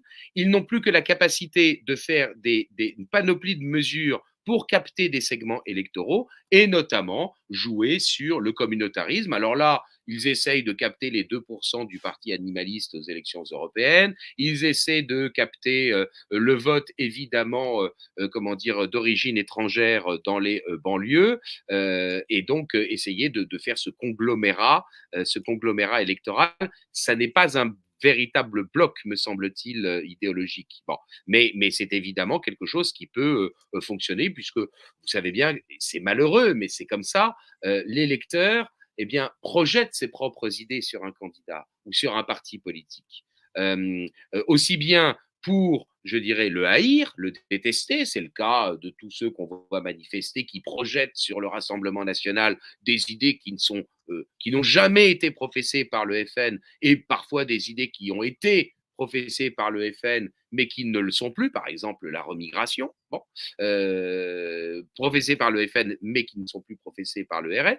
Donc on projette aussi sur les partis, sur les candidats, aussi bien ses propres idées que ses, comment dire, que ses haines. Et donc évidemment, avoir, je dirais, un programme qui essaye, je dirais, de capter différents segments électoraux, ça peut se révéler être quelque peu efficace. Je me rends compte en vous répondant là que je n'ai pas répondu à un des points de vos questions essentielles du début de l'émission, qui est quand vous me disiez, voilà, le spectre politique, tripolarisation, je vous ai dit qu'on pouvait peut-être aller vers un retour vers la bipolarisation. Sincèrement, il y a quelques années, je vous aurais dit, je pense que c'est le bloc central libéral qui va grossir et qui va se glisser vers la gauche. C'est ce qui paraissait le plus logique dans l'histoire des idées politiques. Il est possible qu'en fait ce bloc central libéral eh bien, soit réduit comme une peau de chagrin et que ce qui reste à gauche, ce soit une gauche libérale, libertaire, communautariste, et non pas un centre et non pas un centre comment dire libéral. Bon, euh, cela étant dit, dans votre question, il y avait non seulement le spectre, mais il y avait aussi les idées. Qu'est-ce qui va différencier les idées du RN et de ses alliés, de ses ralliés, de la Macronie? Bon, l'extrême gauche, c'est à comprendre, effectivement, il y a quand même l'idée en même d'une défense d'une identité nationale qui ne va pas être une identité enracinée dans l'histoire, qui ne sera pas une identité ontologique, mais qui sera quand même une identité, je dirais, préserver une identité, je dirais, sociologiquement majoritaire. Hein. J'aurais presque envie de vous dire, c'est un peu ce que Bonaparte a fait avec le Concordat de 1801. Il ne dit pas le catholicisme est la religion de la France, il dit le catholicisme est la religion de la majorité des Français. Bon, eh ben, c'est un peu ce que fait le RN. C'est-à-dire que le RN, aujourd'hui, il n'est pas, et c'est ce qui permet et de le différencier de la gauche et du centre, il n'est pas réactionnaire, il n'est pas en rupture avec les idées modernes, il veut essayer de préserver ce qui est encore préservable. J'aurais presque envie de vous dire que c'est une démarche conservatrice. Sans doute, Marine Le Pen sauterait au plafond si elle m'entendait. Enfin bon, ça fait bien longtemps qu'elle n'est pas. Bon, passons. Si au plafond si elle m'entendait dire que, dans le fond, le RN est de serveur. C'est-à-dire qu'il a adopté les idées modernes, simplement, il veut bloquer un progressisme excessif, un progressisme trop rapide, un progressisme destructeur. Mais c'est vrai que le RN n'est plus une force, alors que au sein du Front National, pas tout le Front National, mais au sein du Front National, il y avait des idées réactionnaires, il y avait aussi des idées, je dirais, de droite parlementaire, de droite gouvernementale, c'était aussi une forme de conglomérat, mais où il y avait quand même, d'une certaine manière, une dominante qui était plutôt réactionnaire. Ça n'est plus le cas. Et donc, oui, le Rassemblement national n'est pas en rupture, si c'est ça que vous vouliez me faire dire, à mon sens. Ça ne veut pas dire qu'il ne faut pas voter pour eux, ça ne veut pas dire qu'il n'est pas préférable d'avoir des députés RN que d'avoir des députés LFI, mais à mon sens, le RN n'est plus une force politique réactionnaire, c'est une force politique de type conservatrice, limiter le progressisme, limiter le communautarisme pour eh bien, assurer une certaine cohésion nationale. Mais en revanche, au-delà de ça, on ne voit plus très bien quand même ce que le RN pourrait proposer comme alternative au système actuel. Je vous ai donné par exemple tout à l'heure cet exemple-là. Dans le FN, défendait l'éducation, permettait de mettre un terme homéostatique sur l'instruction publique et qui permettait d'introduire de la concurrence, permettre, je dirais, aux parents de véritablement choisir les écoles pour leurs enfants. Il n'y a plus le chèque éducation puisque le RN se dit qu'il faut sauver l'éducation nationale. Sans doute est-ce bien de vouloir sauver l'éducation nationale pour éviter que ce ne soit le temple de la cancel culture. OK, mais ça n'empêche que ce n'est pas une rupture avec le système actuel. Et donc, c'est pour ça que je le dis, à certains d'entre vous, peut-être en seront-ils maris, d'autres en seront-ils contents. Je pense que le RN, arrivant au pouvoir, risque de décevoir parce qu'on projette ses idées. Alors, ce n'est pas forcément ce que pensent véritablement les caciques du RN et ceux qui prennent les décisions dans ce parti politique-là et qui décideront des mesures qui seront prises par un éventuel gouvernement, mais ça veut dire aussi que ça va libérer de l'espace politique sur la droite. C'est ce que j'ai appelé le mouvement d'extrogir, c'est-à-dire le fait que c'est par la droite que les nouvelles forces politiques, d'une certaine manière, apparaissent, que la pression idéologique se fait, hein, parce que ce que propose LFI, hein, le communautarisme, le wokisme, tout ça, ça date des années 70. Hein, ça n'est pas nouveau. C'est pas parce que ça ne s'exprimait pas en plein jour que ça n'existait pas. Les idées, d'une certaine manière, qui sont en progression, elles viennent par la droite. Donc, je le maintiens, il y a ce mouvement d'extrogir. Ça ne veut pas dire que le RN ne se normalise pas et qu'il ne va pas libérer de l'espace politique sur sa droite pour une force politique qui serait, je dirais, elle, véritablement réactionnaire. Et je le crois, quand les gauchistes crient au fascisme, même si une force politique réactionnaire n'est absolument pas fasciste, mais passons. Quand ils crient au fascisme, ce n'est pas que le RN qu'ils agressent, qu'ils attaquent, qu'ils dénoncent, parce qu'ils savent très bien que le RN, comme je viens de vous le dire, est plutôt quelque chose qui va essayer de colmater les brèches dans le système actuel, sans le remettre en cause, véritablement. Sans, comment dire, chercher à transformer véritablement les principes sous-jacents du système. Mais les gauchistes, bien que lorsqu'il y a non pas un sens de l'histoire, mais lorsqu'il y a une vague, une pression, eh bien cette vague, eh bien, elle ne va pas s'arrêter, elle ne va pas s'arrêter tout de suite. L'arrivée au pouvoir du RN va, eh bien, banaliser ces idées qui vont permettre l'expression par la suite d'idées plus radicales, plus réactionnaires. C'est en tout cas ce que personnellement je pense qu'il est possible qu'il arrive, et je ne vous cacherai pas aussi que c'est ce que je souhaite. Voilà, pour être parfaitement honnête. Oui, oui. Alors, je crois qu'on a abordé, tous les points. Alors, mille merci, mais un dernier, évidemment. Oui. Quels sont peut-être les conseils de lecture que vous pourriez proposer à nos auditeurs pour peut-être comprendre l'époque, peut-être aussi la surpasser, je ne sais pas, ou quelles sont tout simplement vos lectures actuelles pour que les gens Ah, aient de quoi les nourrir, de la bonne alors ça, nourriture spirituelle? vous me prenez un peu au dépourvu, mais j'aurais tendance à vous dire que il faut, comment dire, avoir des lectures qui soient, comment dire, euh, non pas tous azimuts, mais je dirais qu'ils soient complémentaires. C'est-à-dire qu'il faut se nourrir de ce qui est la philosophie politique classique, qui permet effectivement de ne pas être, je dirais, simplement l'écume des doctrines, des discours, des programmes. Donc il faut se former avec des choses fondamentales. Évidemment, tout ce qui relève, alors c'est bien sûr Aristote, c'est bien sûr saint Thomas d'Aquin, mais je dirais que avant de se lancer de la première page à la dernière page de la Somme théologique, on peut aussi lire des ouvrages qui relèvent de cette mouvance philosophique-là, hein, l'aristotélisme. Bien. Bien. Donc ça c'est pour comment dire, la formation intellectuelle de base. Par exemple, eh bien, lire les ouvrages d'un philosophe du droit français qui est décédé en 1988 et qui a été un des rares historiens du droit français qui a une notoriété internationale, c'est Michel Villet. Voilà, lire par exemple les ouvrages de Michel Villet en histoire de la philosophie du droit. À cela doit s'ajouter une connaissance sérieuse et rigoureuse de l'histoire et de ne pas projeter des fantasmes. Bon, bien sûr que c'est amusant de voir Emmanuel Macron présenté avec une perruque en Louis XVI en disant on va aller le chercher, comme on est allé chercher Louis XVI, le boulanger, la boulangère et le petit mitron.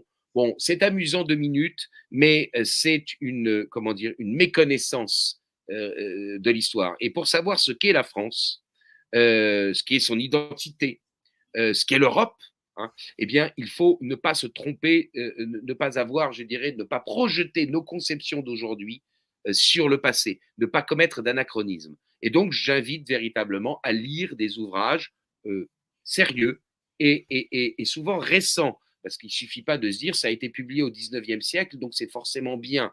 Non, il y a des choses qui ont évolué dans les connaissances historiques, des choses qu'on a affinées. Donc, de lire de l'histoire des institutions, de l'histoire du droit de manière plus générale, mais je sais bien que l'histoire du droit, c'est quand même pas très excitant, de l'histoire politique et de l'histoire institutionnelle. Bien.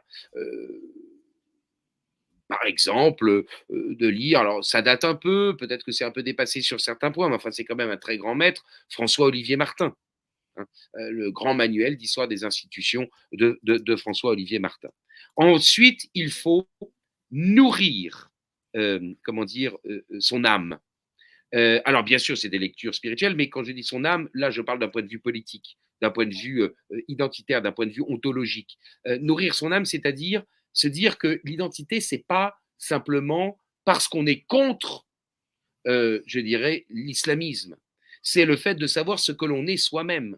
Bon, donc, aller visiter des musées, aller visiter des châteaux. Moi, je trouve que, évidemment, tout ça, c'est malheureusement parfois un peu mis dans le formol, mais allez vous nourrir de cela, le mobilier, les tableaux, etc.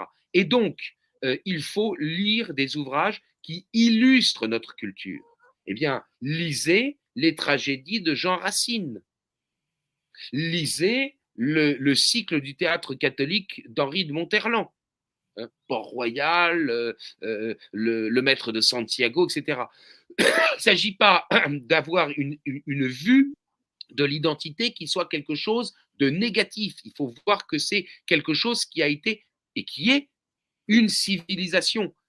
Et enfin, une civilisation qui vit toujours. C'est-à-dire que je vous invite à lire des auteurs d'aujourd'hui. C'est-à-dire qu'il ne s'agit pas simplement de se dire je vais connaître la société du 19e siècle par la lecture de Balzac, et c'est très bien de le faire. Mais il ne faut pas vivre dans le passé. Le passé doit vivre dans le présent. L'idée de la tradition, c'est quelque chose qui est toujours actif au présent. La tradition, c'est pas la chose mise dans un bocal de formol et bien rangée dans une étagère. C'est quelque chose qui est toujours actif et vivant aujourd'hui. Et donc, il faut soutenir, aider les auteurs, les artistes, que ce soit des artistes de théâtre, des artistes du spectacle, des artistes peintres, des sculpteurs, etc., qui font encore aujourd'hui vivre notre tradition. Alors, c'est vrai que c'est une des raisons pour lesquelles, quand j'ai pris conscience de cette importance-là, et parce que c'est aussi mon goût, je me suis lancé d'abord avec l'aide de quelqu'un qui était un de mes anciens étudiants, qui est devenu un de mes amis, Corentin Stemler, que nous avons écrit une première pièce de théâtre, qu'ensuite j'en ai écrite une deuxième, pour laquelle vous m'avez gentiment reçu, et bien j'en ai deux autres qui sont quasiment prêtes, enfin il y en a une qui est totalement prête, ce sera la troisième, et puis une autre qui est quasiment prête, la quatrième. Je me suis moi-même lancé dans l'écriture d'ouvrages littéraires pour faire vivre une pensée, non pas sous la forme rébarbative des travaux académiques, mais pour la faire vivre sous l'angle, je dirais, de l'art, de la pensée, du mode de vie, hein, qui est le nôtre. Alors, je vends mes livres là où j'en fais la promotion, mais évidemment, lisez Jean Raspail, lisez Michel de Saint-Pierre. Voilà des auteurs qui ont écrit dans des périodes où ils avaient déjà connu ce qui était comment dire, le soubassement des évolutions récentes. Et j'aurais envie de vous dire, oui, voilà deux auteurs. Il y en a certainement d'autres, et évidemment, je les oublie et qu'ils ne m'en veuillent pas. Mais Jean Raspail, Michel de Saint-Pierre, c'est de la littérature, mais c'est de la littérature qui a un contenu sémantique très fort. Eh bien, lisez ça, ça vous permettra de comprendre notre société. À mon avis, peut-être mieux que des essais qui ont peut-être, je dirais, l'inconvénient d'être, je dirais, peut-être un peu sous le prisme je dirais, de la pensée propre de l'auteur. Voilà. Bon, tout d'abord, mille merci pour ces recommandations. Vous évoquiez Balzac. Bon, il y a quand même des auteurs qui sont intemporels à bien des niveaux. Par exemple, vous évoquiez le Balzac du 19e. Il y a quand même beaucoup d'événements qui peuvent, ou des parallèles que l'on peut constater de nos jours. Je pense à Céline, parce que j'ai récemment fait une émission sur son voyage au bout de la nuit. Il y a quand même des parallèles aussi très intéressants, malgré que ce soit écrit il y a 100 ans, un peu moins de 100 ans. Par rapport à notre époque actuelle et sur l'urgence, en tout cas, je pense, du pacifisme, puisque nous sommes entourés de va-t-en-guerre. Mais voilà, je mettrai évidemment toutes les ouvrages de Guillaume Bernard dans la description. Je mettrai aussi ses recommandations dans la description, comme ça les gens pourront aller évidemment consulter. Cher Guillaume Bernard, mille merci encore une fois. Là, nous avons fait 2 heures pour cette émission. Je vous remercie de votre temps et confiance. Je rappelle les 2 ouvrages, donc celui-ci, où nous avions fait justement une vidéo sur l'avortement, plus de colère fracassée dans l'ignorance. Mais c'est voilà. un ouvrage sur l'avortement, mais qui va bien au-delà. Ça pose toutes les questions des relations sociales et de l'évolution de notre conception, je dirais, de notre relation à l'autre, de nos relations d'altérité. Voilà. En tout cas, merci d'en parler. Non, mais c'est normal, mais comme on a aussi fait cette émission de 1 heure et demie sur le qu'est-ce que l'avortement, c'était aussi bien de rappeler cet ouvrage.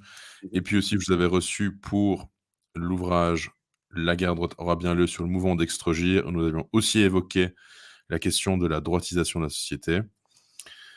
Donc voilà, chers amis, mille merci d'avoir suivi ce direct. Si vous avez aimé, évidemment, n'hésitez pas à commenter, à partager, à vous abonner.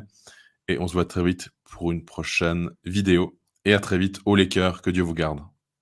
Merci beaucoup. Merci Xavier. À bientôt et à bientôt à tous.